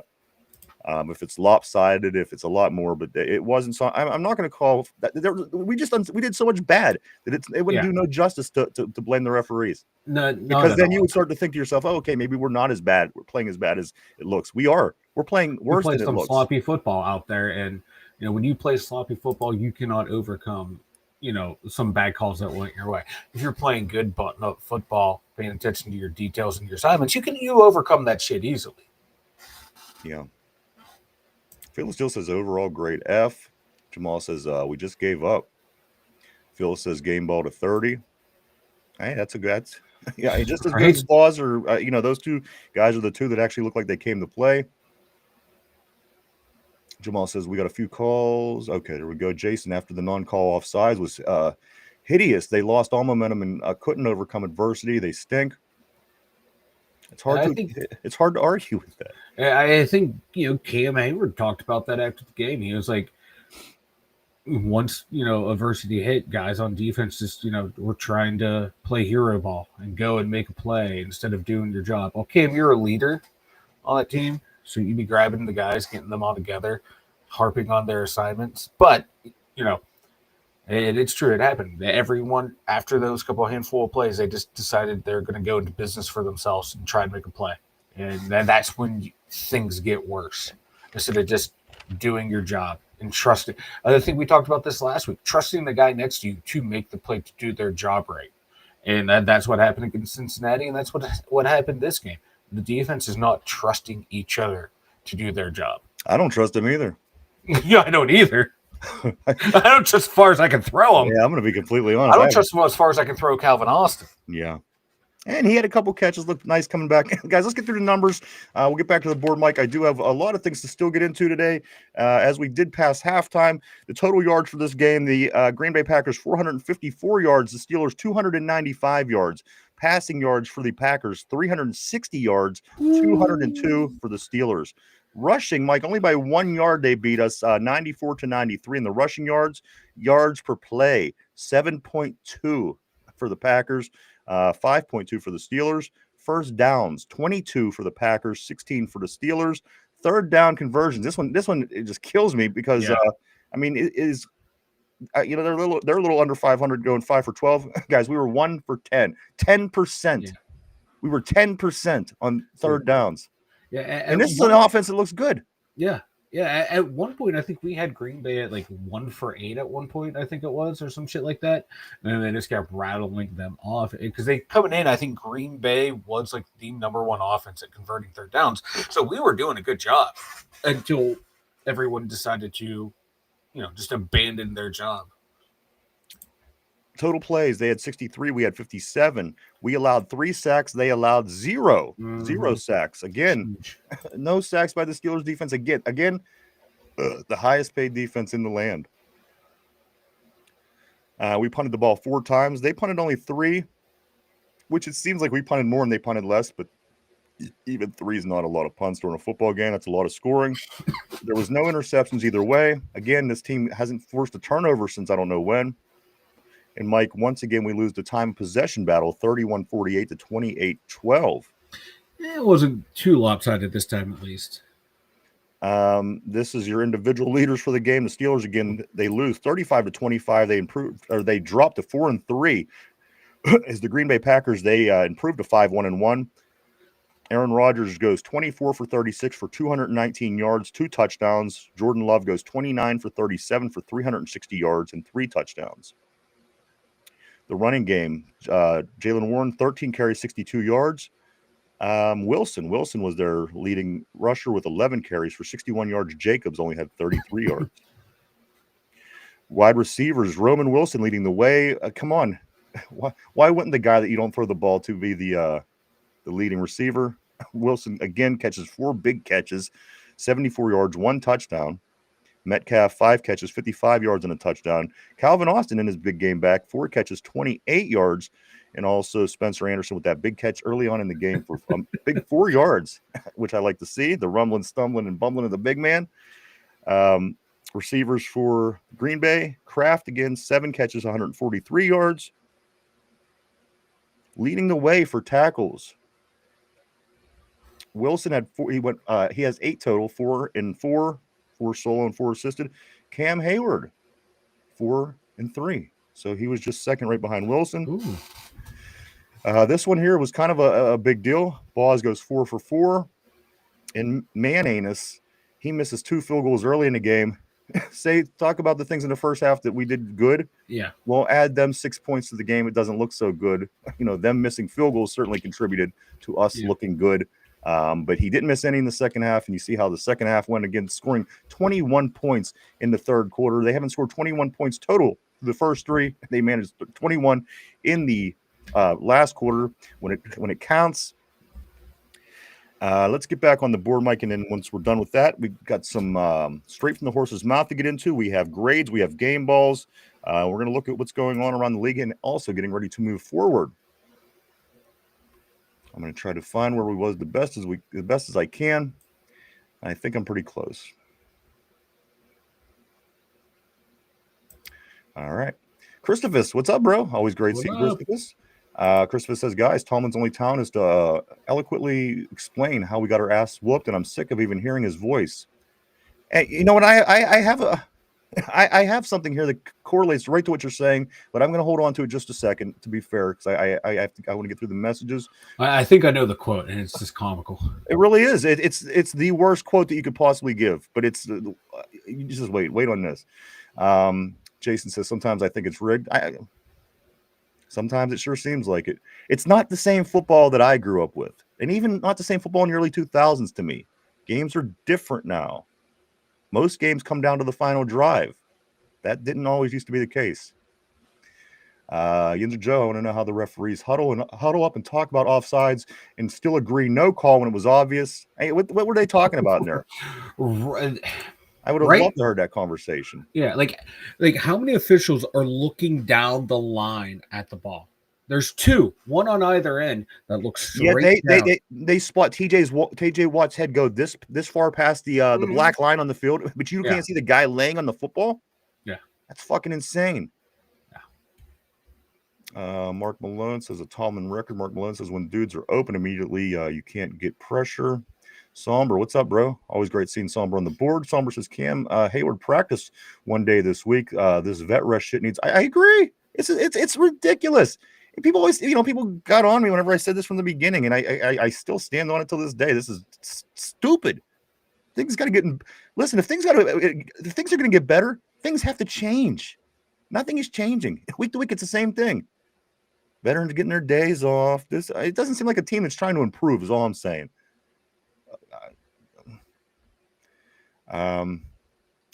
Somber says, well, last week, Phil is still at Ryan. You're asking for a solution to someone who, instead of saying fire Tallman, fire Austin, he's answering with chanting players and not schemes.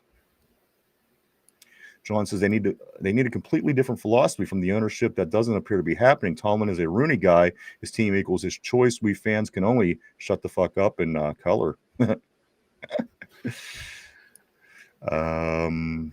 Jamal says, damn, they're playing pitch and catch. Again, if it didn't just happen last week, this wouldn't have been as irritating as it is, because it was these, what did you do? And the thing is, yes, Kraft was good, but he's not Jamar Chase. If you would have focused it all this week, 100 almost 150 yards on 7 catches, 2 touchdowns, this guy.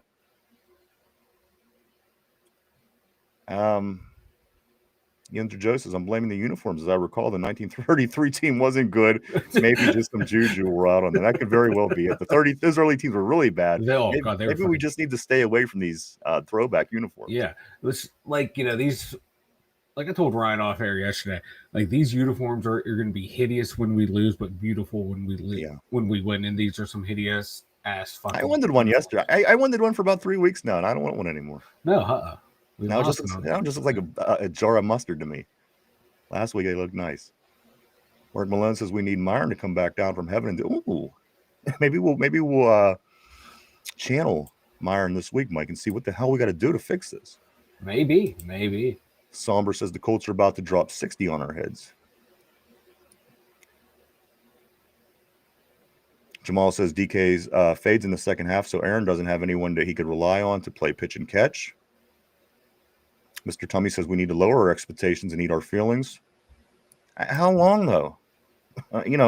Again, is it me being a spoiled Steeler fan, or is it being that this is the worst period of playoff success in the history of our team?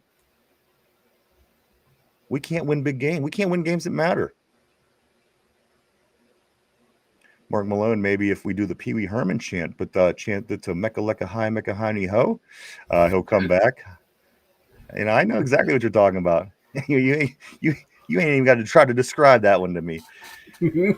I haven't heard that in fucking forever. Jamal says, I think celibacy is the only answer. Make the entire team Seed hold. Keep the things from the guys that the guys really love. You know what? How is that a bad idea?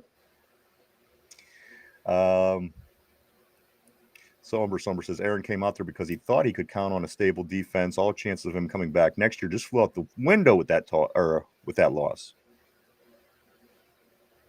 Mr. Tummy agrees.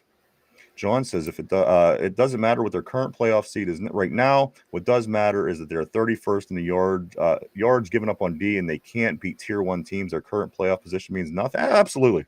I'm just trying to fill space as much as the next guy. So I do want to, that's why I throw the seedings out there. But you're right. Those are some big problems. Huge. 31st. I almost want him to be last at this point. Being 31st sucks. At least if you're going to be the best, be the best worst team, right? Motherfucker, they can't do that right. Jason says the screen pass needs to stop. And here's another thing. Do we even cover people underneath anymore? Why is our 5 DBs 15 to 25 yards down the field every play when every pass goes 3 yards? We're not learning anything. And linebackers that are staying underneath to pick them up are never on them. No. And when they do go to make the play, they get burnt. I mean, we got problems, man. I didn't realize the problems were this big. Again, I was willing to let 1 week go, but now again, I'm like, if we don't see an entirely different game next week against a really good Indianapolis Colts team, and we're sitting at 4-4 with the same problem for three straight weeks. Where's the light at the end of that tunnel? Yeah. Because now Buffalo's starting to look a lot better, and this team's starting to look a lot better. And again, you could say, well, the Chargers are having issues; they have issues, but you know what? We aren't. If we were playing good football, I think that matters. But playing like a bunch of schlubs, I don't know if that even matters. And it takes me back to that last week with that Joe Flacco situation in Cleveland. He shouldn't even open his mouth because it makes it look a lot worse. It looked like like he knew what was going to happen if they took Flacco, and I don't think that he didn't know that. I think he was very savvy on what was going to happen, and it did happen, and we haven't been able to fix it. Mr. Tummy says the lack of effort on defense concerns me the most. Absolutely. Slay is Pat Pete's reincarnation, is what Somber's saying. Yeah. Corey Beaver says, my man, what's up, Corey? I missed you a couple days last week, dude. I hope everything's going well with you. Corey says, I'm just here to say we're trash and we need to really consider that our season might be doomed for real. Our defense is falling apart. It looks bad for us going forward, and we still aren't trading pieces. Hey, but you know what? They have Juan Valdez-Scantling coming in today to try out for the team. We might get that wide receiver now that we don't,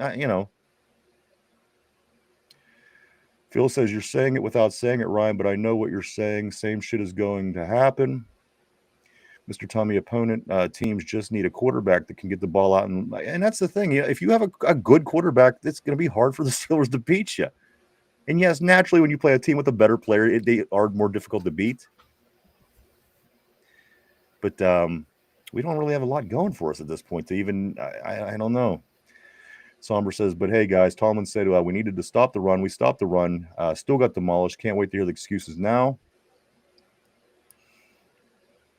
Pickens is better than DK. DK is a no-show in the second half. Slay is trash. Those were all by Jamal. Corey says, I'm done with this team until they show me something that resembles progress.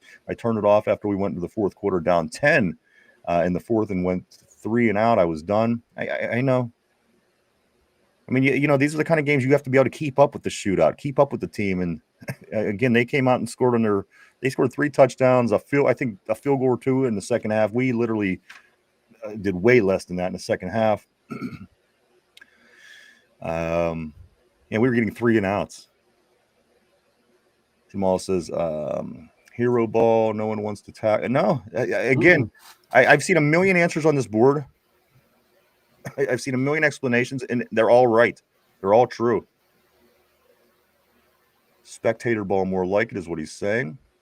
Corey says this team has multiple personality disorder. They don't know who the fuck they are anymore. 500 freaking yards. Yeah, damn near. Somber says, haven't lost to the Packers at home since 1970 was the last time. So much for that.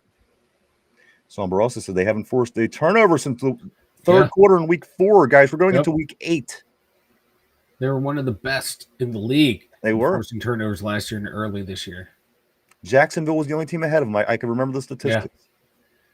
Field of Steel says no defensive schemes, no adjustments. You're right. And the adjustments were bad if they were. We got problems, guys.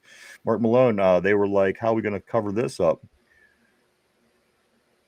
Ninja Joe, you can't tell me that the refs didn't affect this game. Penalties behind the sticks make it hard to convert third downs. Also, they were doing their damnedest to take away catches, fumbles, and scores. Echelon Motion Pictures says the fire Tomlin end of conversation. Rooney is soft. John says this team isn't a Super Bowl contender. That is what matters to me. Everything else is SOS. Follows it up by saying, I haven't felt spoiled since 2009, a long time ago. Yinzer Joe said the Ravens defense turned it around last year. Maybe the Steelers defense could turn it around this year too. I don't have faith in that defense. Fearless Steel says, according to Vanilla this week, is the Colts running back turn to whoop on the Steelers. You know what? If it's not the running back, it's definitely the quarterback. It's going to be either Jonathan Taylor, you got Tyler Warren in the middle, and you got Michael Pittman on the outside. Probably Alex Pierce will be the one to pick us apart. Big Pun, what's up, dude? Great seeing Big Pun on the terrible board. He says, one would have to be a fool to expect changes that could make a difference at this point until Tomlin is fired. This should be expected. And that's the thing. I don't think anybody, I mean, we're hopeful, obviously, because it's our team. But at the end of the day, I mean, how much better do you possibly see? This is the team. What you've seen through the first half of the season, it may raise a little, it might drop a little bit the performance, but consistent at doing what it is that we're doing right now. And the competition is just getting tighter. It's just getting tougher. It's just going to get more difficult as time goes on. Early on, the Bills aren't playing good. The Bills are going to, it's going to be bad. John says, I watched the Chargers twice this week. They are better than the Steelers. Michael Carr, what's up, dude? Always great having you on the terrible board. Always great seeing you, sir. He says, first half looked good. Steeler football running the ball down their throats. Second half, we come out and throw 3 straight passes in the running game, non-existent. Horrible coaching. John says, BP, that is Big Pun. That is why I get frustrated with over-optimistic fans during the offseason, thinking that whatever changes are made will make the difference. It becomes a media selling point, but not the truth. Somber said, I said last night that nothing will change until Rooney the second passes, and I stand by that. He loves Tomlin. And finally, Mike, Echelon Motion Picture says, anybody saying we can turn it around, I would appreciate to know how you approach specific things like this. This team is effing trash. Mike Tomlin is horrible until he is gone. This is what you get. Guys, great comments so far on the board today. I got to be honest with you. Let me get to some numbers here, Mike. Or let's get to my new segment, Straight from the Horse's Mouth. This will be every Monday after a Steeler game. Guys, this is things that were said by Pittsburgh Steelers about what happened last night. Here we go. I'm going to go with the very first one. Mike Tomlin. This was his comment, Mike. When asked about the team, he says, quote, we're just not getting better fast enough. We're just not getting better fast enough? You mean to tell me you're a Hall of Fame coach in the future with 19 non-losing seasons under your belt in a Super Bowl? And you're going to come out and say something stupid like we're just not getting better fast enough? Well, right. It's true, but what are you going to do to fix that there, Mike? Mike, these aren't calculated football comments. This is anything in life. If you suck, you're just not getting good at it fast enough. What a stupid thing to say. Of course we're not getting better fast enough. We haven't been getting better for a decade. What the fuck are you talking about at this point? Also, Queen says this. No, let me go to this one. This was actually from Bryant McFadden. I did bring this up briefly earlier. Bryant McFadden, of course, the former Pittsburgh Steeler, says playing too much man, basically showing your hand, is what they're doing on defense. They're showing their hand almost constantly on defense by running nothing but man coverage. Juan Thornhill. This is what your safety said about this team, guys. Ready for this? Juan Thornhill says issues on defense. The issues on defense are easy to fix. Juan Thornhill's been saying this since week 1. Yeah, when he was calling this the best defense in the history of the world. Juan Thornhill is out of his mind. Mike, he says issues on this defense are easy to fix. Then what's the problem? Then why do we have the 31st best defense in the league? And finally, in the new From the Horse's Mouth segment, Patrick Queen promises. Patrick Queen promises tight end woes will be fixed for Indy. Let me read that one more time, just so we don't get it twisted here. Patrick Queen promises the tight end woes will be fixed for Indy. Mike, I honestly don't know if these guys just don't know what the fuck they're doing, what they're talking about, or they're delusional, because everything I just read was stupid. I got another one for you. Please.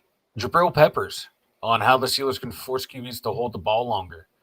We got to be better, whether it's our man match stuff or spot dropping. We have to take away the first read. We have to make them read it out. No shit. I mean, they're just. Hey, Patrick Queen, breaking news. Alfred Papuna just caught another touchdown. I could just see the locker room. Everybody just sitting around talking dumb shit to each other after the game. Oh, if we would score better, we would have scored more points than they would if we would have won. It's stupid, common shit like this they always say, and Tomlin's kind of big for. But guys, that is the new Monday version of Straight from the Horse's Mouth. We're going to continue that every Monday with straight from what the players say directly about the parts of the games that weren't exactly good. I tell you what, I'm going to get a couple more of these messages in just to stay caught up, Mike. But then we are going to get into the grades. We're going to get into game ball. And also we're going to get into what's also gone around in the league, what's coming next for this Pittsburgh Steelers team. So let's see where we're at right here. Slay, no, that there, no, right here. Mr. Tommy says the Steelers have a lack of will problem. Everyone knows what the problems are, but there's no will to fix it. Christopher says secondary, old and slow at this point, play zone, and please bring back Corey Trice and Beanie Bishop. Beanie, the guy that had 5 interceptions in his rookie season, is an undrafted. I couldn't imagine why you'd want him back. Big Pun says Juan Thornhill is part of the problem, not a solution. I agree. Mm-hmm. Mike, we got the Cleveland Browns Juan Thornhill. Yeah, I was literally going to say we got the Browns version of Thornhill. We did not get the Chiefs version of Thornhill. Yinzer Joe says Chargers average offense are 23 and defense gives up 16.7. Doesn't look too scary, but we'll probably give up. And we got to go out there too on the coast, And they have a good quarterback. And they have a quarterback that could he could put up 400 yards. Somber says, I fear the culture is broken. These dudes have no effing heart. Jamal said that a couple weeks ago, and now I agree with them. I agree. Hey, where's he wrong, John says, Queen is tackling like a queen. F him and his weak-ass comments. That matches play. He guarantees, he promises, guys, the tight end woes are going to be fixed by this Sunday. I don't know. Haven't the tight ends been burning us for about the past 20 years? Maybe this should have come up at some point prior. Jamal says, and it's facts, Somber. It's a matter of heart, Broham, and we have the talent. Mr. Tommy says we also have to accept rock star players don't want to play for the Steelers. Let's get into some things here, Mike. Let's get into the grades for the day on how your Pittsburgh Steelers performed, Mike. We're not going to take too long with this, but I am going to go through the positions. We're going to give a grade, and then, as I said, guys, your chance. I don't know, Phil. We're not doing it. Whatever that would be. Phil says his chants are being deleted. That could be something on like a YouTube actual global filter, because I have no filter set up on the chat for anyone. It certainly isn't us. It's not us, Steel. I like. We may go back and forth, brother, but I ain't gonna block your shit. Yeah, I like Phil's commentary.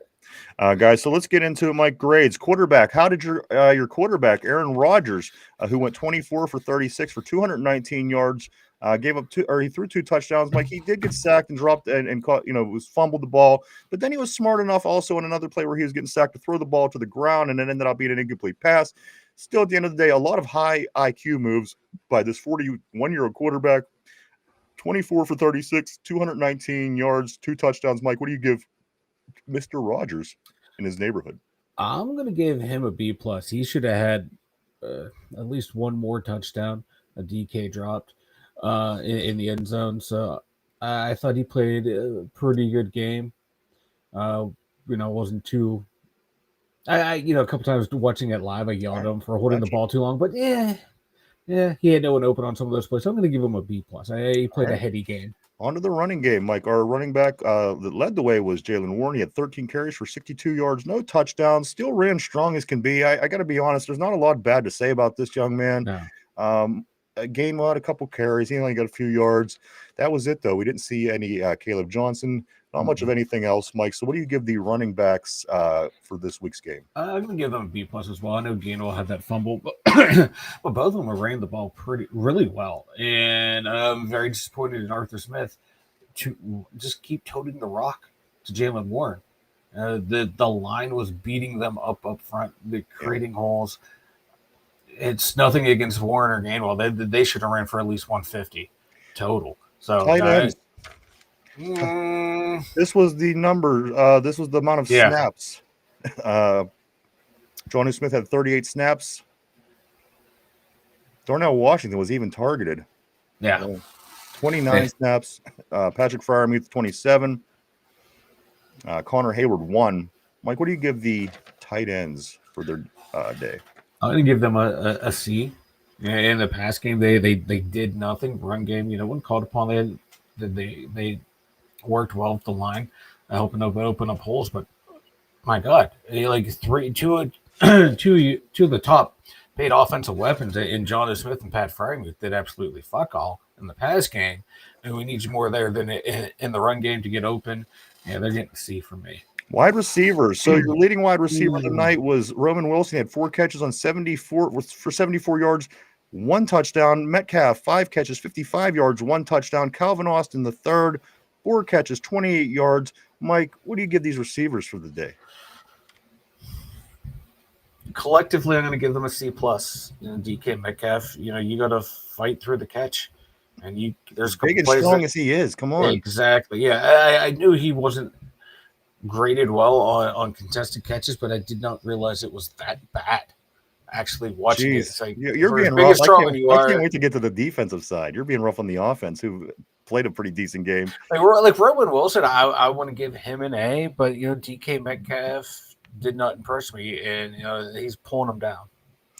Mike, the offensive line. Of course, the offensive line catches the ball early on in the game. The offensive line, with a healthy offensive line, creates plenty of space. And again, Aaron not only getting touched 3 times as far as sacks goes when you're playing a guy like Micah Parsons and other people in that defense. Mike, and again, Frazier didn't practice most of the week with a calf. So ultimately, when it's all said and done, Mike, what do you give this offensive line for their performance yesterday? Yeah, for Frazier toughing it out, for Spencer Anderson stepping up big time. I didn't even notice Sayamalu was not in there. That's how well Spencer Anderson played in there. Yeah, we gave up 3 sacks. Rashawn Gary and Mike Parsons are a really good duo up there. I'm going to give them a B plus. The run game was like an A, and the pass game probably like a B minus. I'm going to average it out to a B plus. All right, let's go over to the defensive side of the ball, guys.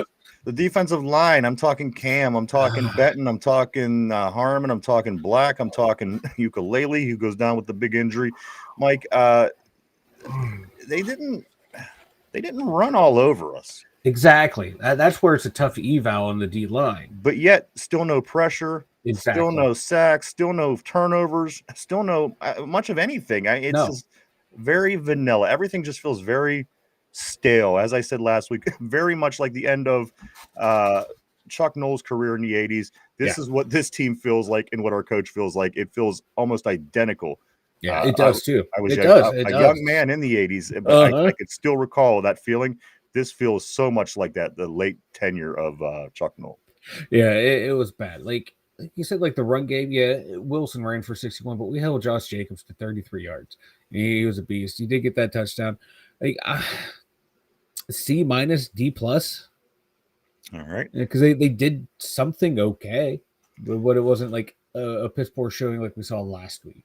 Linebackers, PQ, P-Dub, TJ F. Smith. F. All right. F. All right. Like, what did they do? What did Nothing. they do? Nothing. Nothing. They were all, and that's your highest paid unit, and they were all flailing around doing nothing. Secondary. Big three. Juan Thornhill, Chuck Clark, Real Peppers. F. You know the crew. F. What did they do to deserve a better grade than an F? That's what I'm saying. That's what scares me. The thing is, they knew what their problems were. They knew what the issues were, and they came out and played just as bad the following week. That's what scares me. I just don't know if they know what to do to make things better at this point. Finally, let's go back to the next set, Mike. We got through the DBs. Special teams. I'm talking about kicking. I'm talking about coverage. I'm talking about punts. I'm talking about everything on D, Mike. What do you give this? Or I'm sorry, special teams. What do you give the special teams for their performance yesterday? The only unit I ever have faith anymore is special teams. They're going to get an A. And like I said, Tomlin ought to be on his hands and knees thanking the great Lord that he has Chris Boswell the past 11 years. Because let me tell you, if he has an average kicker the past 11 years, not probably the best kicker of this era, you don't win a lot of those games. Yeah. Coaching. I'm talking about head. I'm talking about defensive coordinator. I'm talking about offensive coordinator. Even little Danny Smith, Mike, you got to throw them all in there when you're talking about grades overall. What do you give the grade for coaching from this game yesterday? Like a first half coaching grade, I thought they did all right. I'm giving them a B there. I thought the players played well. I don't know if the coaching looked any second half better. was a big fat F. I don't know if that was a big fat F. So that's averaging out to a big fat D minus. And finally, overall, the overall performance from the Pittsburgh Steelers is they lose 35-25, dropping to 4-3, getting ready to head into, albeit they're still sitting atop the division, but they are getting ready for the best team in the league next week. There, it's just how it plays out, guys. We took the bad teams on the schedule when they came. Now it's time to take the good teams. Mike, overall, what's the grade of this team for how they performed yesterday? D minus. All right. And finally, who gets your game ball? Phil staying on the board. It goes to Warren. Yeah. Warren is a great pick. So is Boz. But I'm going to go with someone who Yinzer Nation writ large has written off, wanted to shipped out of town. I'm going to go with Roman Wilson for having a pretty good game at getting his first NFL touchdown. I agree. So he gets my game ball. This kid's battled back. He's done nothing but good. He's done whatever the teams ask him to do. And when the past 2 weeks when we've called his number, he's been ready to play. He's getting the game ball. Don't get me wrong. If Roman Wilson didn't play the way he did, that game ball is definitely going to little number 30. And he's the heart and soul of this team. But Roman Wilson, for what he's done, and everyone's been talking about him negatively, for him to just come out and play the way he did, he's getting the game ball. I think it's too easy to give it to Boz because basically we can give it to Boz every week no matter what happens because he is just that clutch. So I'm not going to give it to Boz. It's either going to come down to, and I'm seeing a lot of Jalen Warren on the board here who could certainly get it as well. Mm-hmm. But I think, Mike, just because this guy does nothing but make plays when called on, Roman Wilson, this guy we've been waiting to see all season. He had a great preseason. I think it was pretty much similar numbers. This 4 catches, I think it was like 97 yards. In this game, he had 4 catches, 74 yards. Nonetheless, he had touchdowns in both of those games. My game ball is going to go to Roman Wilson just because I want to see more, just because he's not done anything to make me not want to see more. And again, like he could become such a valuable weapon as we bring in Marquez Valdez-Scantling today to visit to see possibly about playing for the Steelers, a wide receiver. Again, after yesterday's game, that's definitely what I want to get is a wide receiver. Guys, we have to figure out how to stop anybody. We got to do it fast. Again, the number 1 seed Colts are coming next. And then, guys, in 2 weeks from last night, we're back on prime time, taking on a pretty good Chargers team, a well-coached Chargers team, and a Chargers team that has a quarterback that could certainly put up numbers. So again, these games aren't getting any easier. Let's get into a few things here, Mike. I'm going to go through what the Steelers schedule does look like for the next 4 weeks, and maybe a little bit beyond. We're going to get into that. We're going to get into the standings with the AFC North other than us around the league yesterday, and a few other things, Mike. So this is what the Steelers schedule looks like coming up. As we sit at 4-3, we have 10 games left. We have the Colts at home. Then we go on the road to play the Chargers on Sunday Night Football. Then we're back home to play the Bengals again. So then after that, the Bears. Then the Bills come to town. And then we finally get a Ravens game. That's on the road. Then the Dolphins. Then up to Detroit to play the Lions. Then to Cleveland to play the Browns. And then back home, Mike, to wrap it up against the Ravens in the last game of the season. Which, you know what, this team, this may be for the division. Unfortunately, it's not going to be between a 12 and a 13-win team. It's going to be between two teams that are under 500. Somebody has to win the division. We could be like the NFC South right now. We really could. We could be that. We could be that division.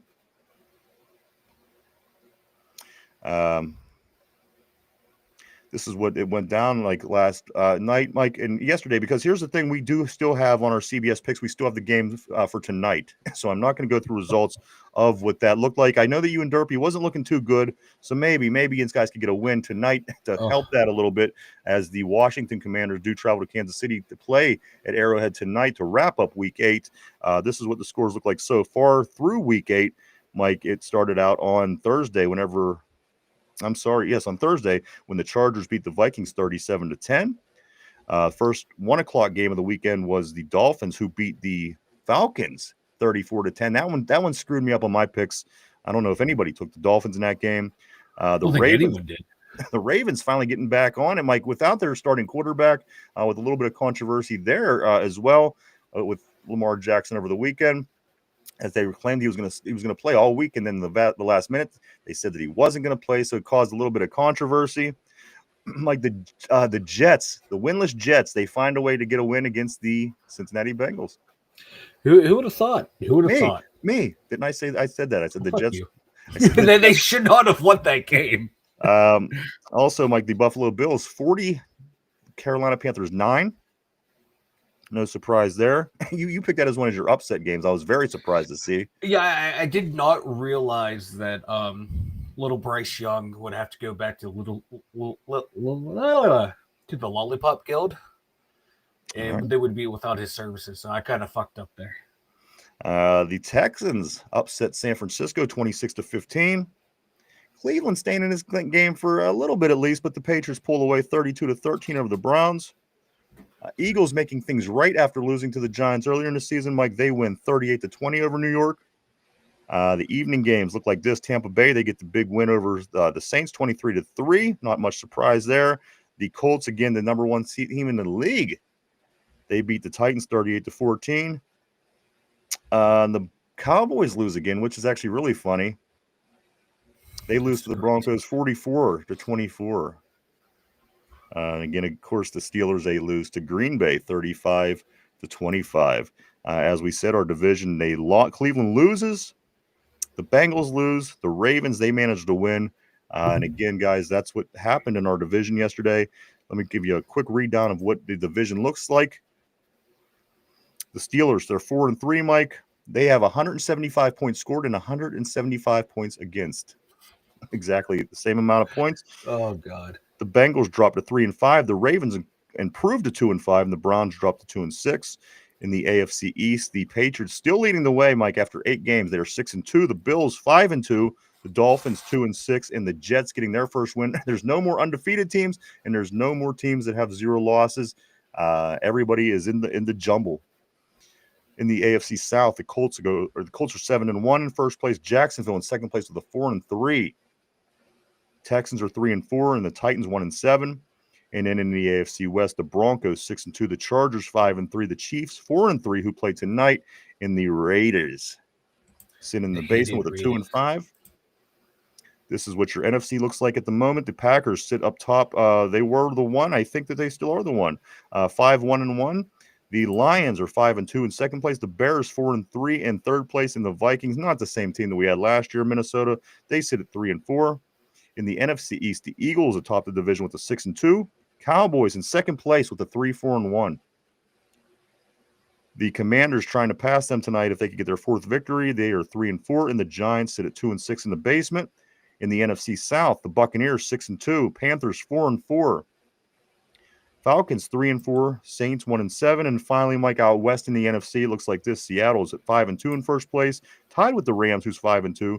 The 49ers just drop a half game behind, now at 5-3, and the Cardinals are 2-5. And that pretty much is everything up to date as far as the NFL season. Again, don't miss tonight. The Washington Commanders travel to Arrowhead Stadium in Missouri to take on the Kansas City Chiefs. That game is tonight on Monday Night Football. The Steelers are home dogs once again, getting ready to head into Week 9 against the 7-1 Indianapolis Colts. 1 o'clock on Sunday on the North Shore. -3 points going into that game, Mike. I would have expected it to be more. Me too. I expected that line to be a whole hell of a lot higher. But, I think we're automatically 3-point home favorites anyway. So 6.5 dogs sounds about right. And again, there's only 8 days till the trade deadline. Tomorrow will mark a week. It'll be 4 o'clock tomorrow. A week from 4 o'clock tomorrow will mark the deadline. We do know that Marquez Valdes-Scantling is in Pittsburgh today for a scheduled workout. I wonder if that has anything to do with the injury to Scotty Miller. He did hurt his finger. Did hurt his finger. I mean, come on. We can't lose Scotty Miller on this offense. We cannot. What are we going to do now? Why do anything that makes sense at this point? I just don't know. But, Mike, what makes sense when you tell everybody about that website? The2dumbyinzers.com. Oh, my God. Sorry, everyone. The2dumbyinzers.com. Check it out, everyone. Got the dumb blog over there with my dumb thoughts. We got the merch store, and we got all of our links. Check it out at the2dumbyinzers.com. All right, guys, let's get into it. I'm not going to miss out on these the comments. We're going to get through them more, Mike. Let's get into the trivia of the day. This is the how well do you know your enemy? How well do you know your opponent? This is for this coming game against the Indianapolis Colts, Mike. This is a Colts trivia question. So put on your thinking cap. Everybody on the board, everybody at home, this is the question of the day. How many times have the Colts gone to the Super Bowl? The Colts. We're talking Indy. We're talking Baltimore. We're talking the Colts. How many times have the Colts been in the Super Bowl? Take a minute to think that over. We're live 5 days a week right here, Monday through Friday, 11:30 a.m. to 1:30 p.m. every day right here on the Tube. On the Tube. Question of the day. How many times have the Colts been to a Super Bowl?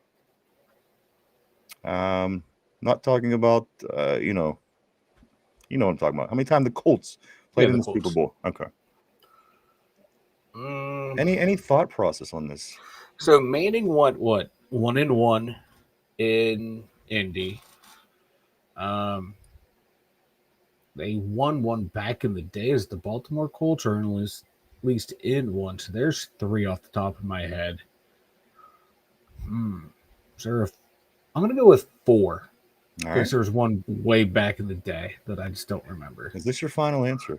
Fuck it. Yeah, let's go with 4. All right, I'm locking you in on 4.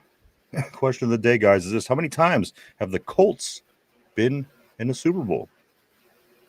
I'll give you the years. We'll see if your number equals the number that they give. Ready? They went to the Super Bowl, of course, very early on. They lost the second Super Bowl to the Packers in 1969. And then the 68 season, 69 Super Bowl. Yeah. 1971. They also went to the Super Bowl. 2007 and 2010, Mike, 4 times the Colts. Yeah. The horseshoe heads have been in the big game 4 times. I'll take it, Alice. I always forget one when we do stuff like this for teams, so that's why I added that 4th one in there. All right. Let's get some more of these messages, Mike, as we are rounding third on the show. I don't want to leave anybody out on this on this Monday, this Victory Monday. It should have been a Victory Monday, but we have a lot of problems. We're going to try to get to the bottom of this week, try to figure out what it is we got to do to beat the Indianapolis Colts and keep the season alive all this week, guys. Let me go to right here to Jamal. Jamal says, yes, get rid of the old secondary. This old has the D-line to rebuild, get thumpers at linebacker, not just speed guys who can make tackles. The Peyton Wilson experiment is over.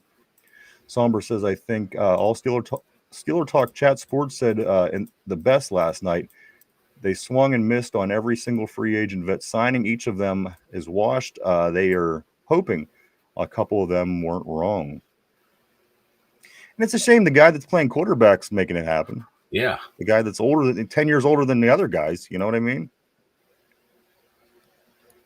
Richard gives Boswell the A+, the rest of the team an F. John says the cornerback talent is old or not that good. Slay and Ramsey are old. Porter isn't that good. Mr. Tommy Baugh and Warren A+. Arthur Smith gets his first D, Somber's saying. Yeah. Bad second half game plan. Somber also says Warren A, Gainwell D. Somber says Gainwell slipped on a return and the next play fumbled. Yeah.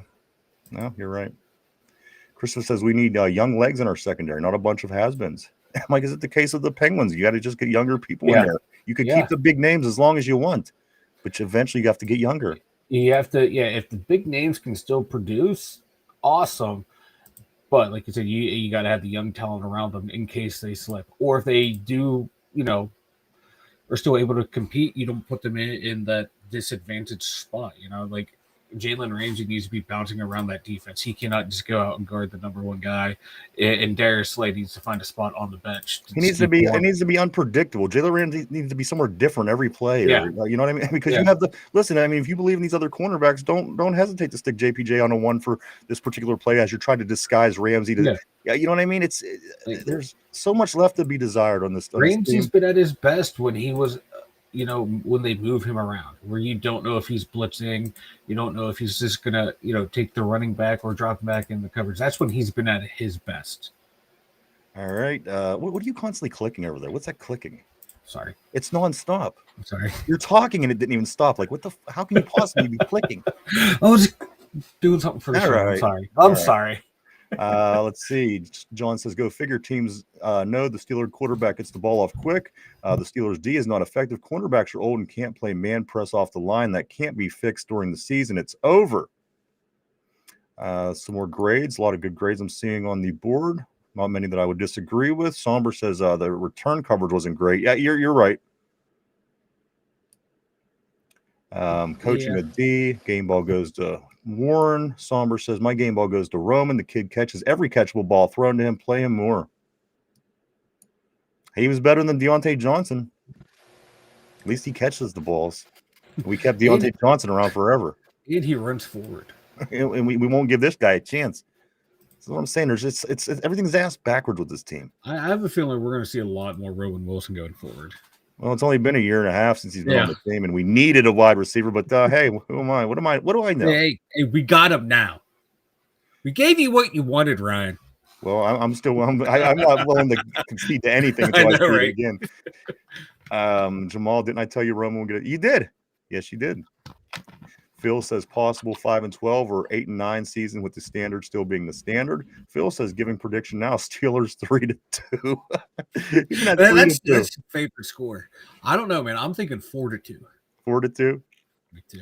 Phil still says, and just in case I told Yinzers, don't give a fuck what happens in 2025. I want a new Steeler head coach in that locker room. John says the Colts have the weapons on offense. The Steelers will make them look all like Hall of Famers. Mark Malone, Porter does suck. Definitely don't extend that guy. Mark Malone, I keep Eccles. That's it. Throw Glass Trice out there and see if he can make it through a game. At this point, what are you going to do? I mean, you can either let the guy sit and your secondary sucks, or let him get out there and try to improve and use his size to help out and play. And if he gets injured again, then we know what this guy got to go. Yeah. I mean, you can't keep an injured guy on this team for the next 3 years. You just can't. It's retarded, for the lack of a better term. Somber says my mock draft thoughts are in the shambles, gentlemen. We need help everywhere.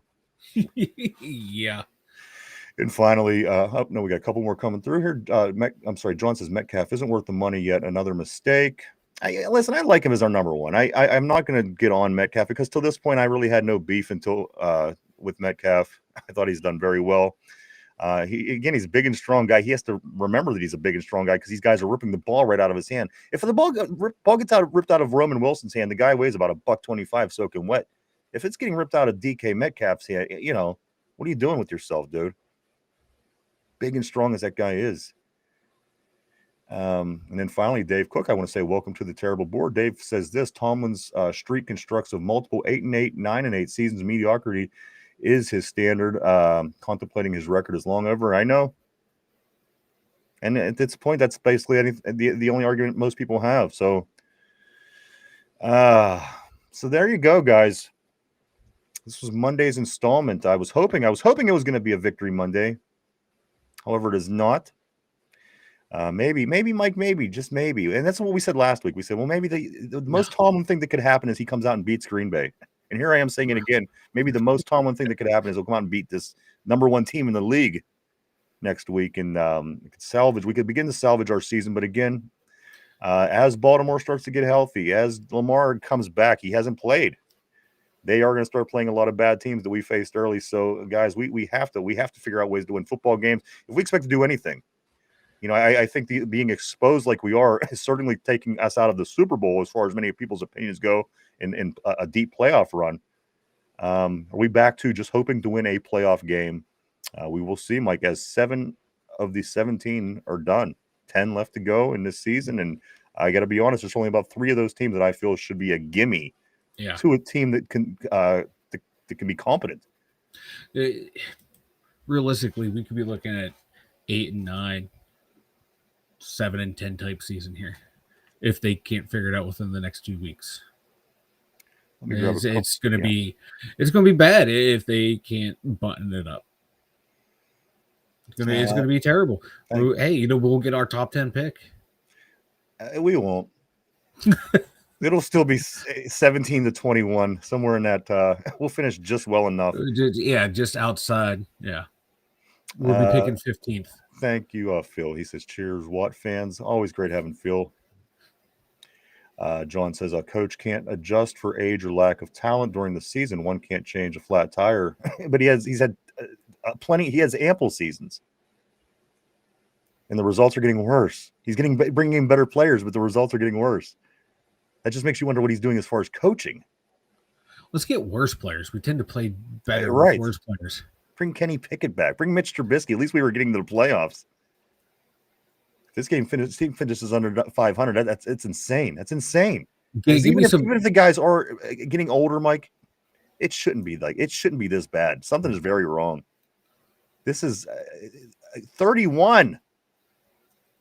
I think the names alone should qualify you to be at least out of the 30s. Yeah. Just saying. Somber says, I'm about the refund for my Steelers Chargers ticket. I don't want to see the embarrassment in person. Sean says, I would go for the SoFi experience. That stadium kicks ass. That's what I heard, man. Somber, you're heading down that you're heading out there, man. That's awesome. Let's just tank, Jamal. You know what? We talked about that last year. That's not the worst idea. That was actually the game plan after we finished the season. After we lost to Baltimore, we wanted to tank everybody. Tank it. Jamal says, "Oh, damn, Somber, damn, that sucks, bro. You got to go." And I do want to give you this, guys. We are planning. It's in the plans. The guys they wanted to get together last night. Finch and Derpy were starting to talk on the message board, but I think in 2 weeks we're going to do a full live reaction, and it's going to be everybody, guys. It's going to be Mike, myself, Derpy, Finch. I think it's all going to be from Finch's studio, so you're not going to want to miss that Chargers game, guys. We're all going to be live and doing a live reaction. That is the Los Angeles Chargers game 2 weeks from last night, so you're going to want to keep an eye on that. We will keep you posted on how that's going to go. But I'm pretty sure Mike will be loaded because we were going to go yesterday, and Mike started drinking early, and he didn't want to go at first. But then after loaded, and then after he gets his beer in him, then all of a sudden he's ready. He's like, "I want to go. Take me to Finch's." So that's coming up. We'll keep you posted on that. Also, Mike, Halloween at the end of this week. And one more thing I do want to say before we do start wrapping it up. Anybody see Suzanne Summers' husband? This was a newspaper article right here, Mike. It wasn't like it's a crazy conspiracy theory. Suzanne Summers, you remember her? We talked about her a little bit last week, actually. Her husband got a clone made of her, and he says you can't even tell the difference. So I don't know. That's just where that all is going. Jesus God. Did he buy a real doll and think it's a clone? Hey, I'm sure he probably spent a lot of money to get this clone made. And he said, you can't even tell the difference. He said, it's just like being with Suzanne Summers. So you can look into it, do whatever you want with that. It was just an interesting story that I caught at the end of last week. I was like, you know what? I missed it talking about it. I'm going to at least bring it up on Monday. Not even as a talking point. But guys, let me say a couple things. If you haven't had a chance, go visit our social media sites. We are all over the internet, guys. You can visit us at Facebook, X, formerly known as Twitter, Instagram, Threads, and even TikTok. Swing by, just hit the follow button. You can keep up with what is going on with the Two Dumb Yinzers on a daily basis. Also, if you haven't had a chance yet, just below, hit the like button, sub, share, and even leave a comment if you will. Greatly appreciated. It all helps us out. And finally, Mike, as we did for the big game, get ready and throughout the weekend, heading into the next game against the Colts, make sure you stop by and grab yourself a case of Duquesne Pilsner, Mike. They mentioned us again in a couple of their tailgating posts over the weekend. Do swing by, show them some love, hit the like button on any of their social media, and also stop by and grab yourself a case for the big game on Sunday. Duquesne Pilsner, everybody, made right here in Pittsburgh. The guys have been doing us a lot of favors, so we're trying to give it back. Mike, as it says right on the can, grab a Duke. Grab a Duke. Grab a We Duke. needed a lot last night. Grab a couple more of these. So let me grab a couple more. He's talking about it's embarrassing. Jamal saying that about the Steeler team. Christopher says the Colts and Green Bay have the best offensive lines in football. I'm going to throw a fire Tomlin party after the Colts kick our ass on Sunday. All of that chat is invited. So it's going to be tough, guys. We got the next few weeks is going to be rough. We'll see. We'll see if we can weather the storm, though. Let's see how good the coaching is. I mean, they went on and on about Arthur Smith, and they won't make a move with Terrell Austin. So apparently, he's doing the job that they expect him to do, and the head coach as well. So I expect things to be better, guys. That's the philosophy within the system. So yep. Let's see how that holds up. But we have the Indianapolis Colts this weekend, guys. Again, we are home dogs, -3 points going into this game in week 9.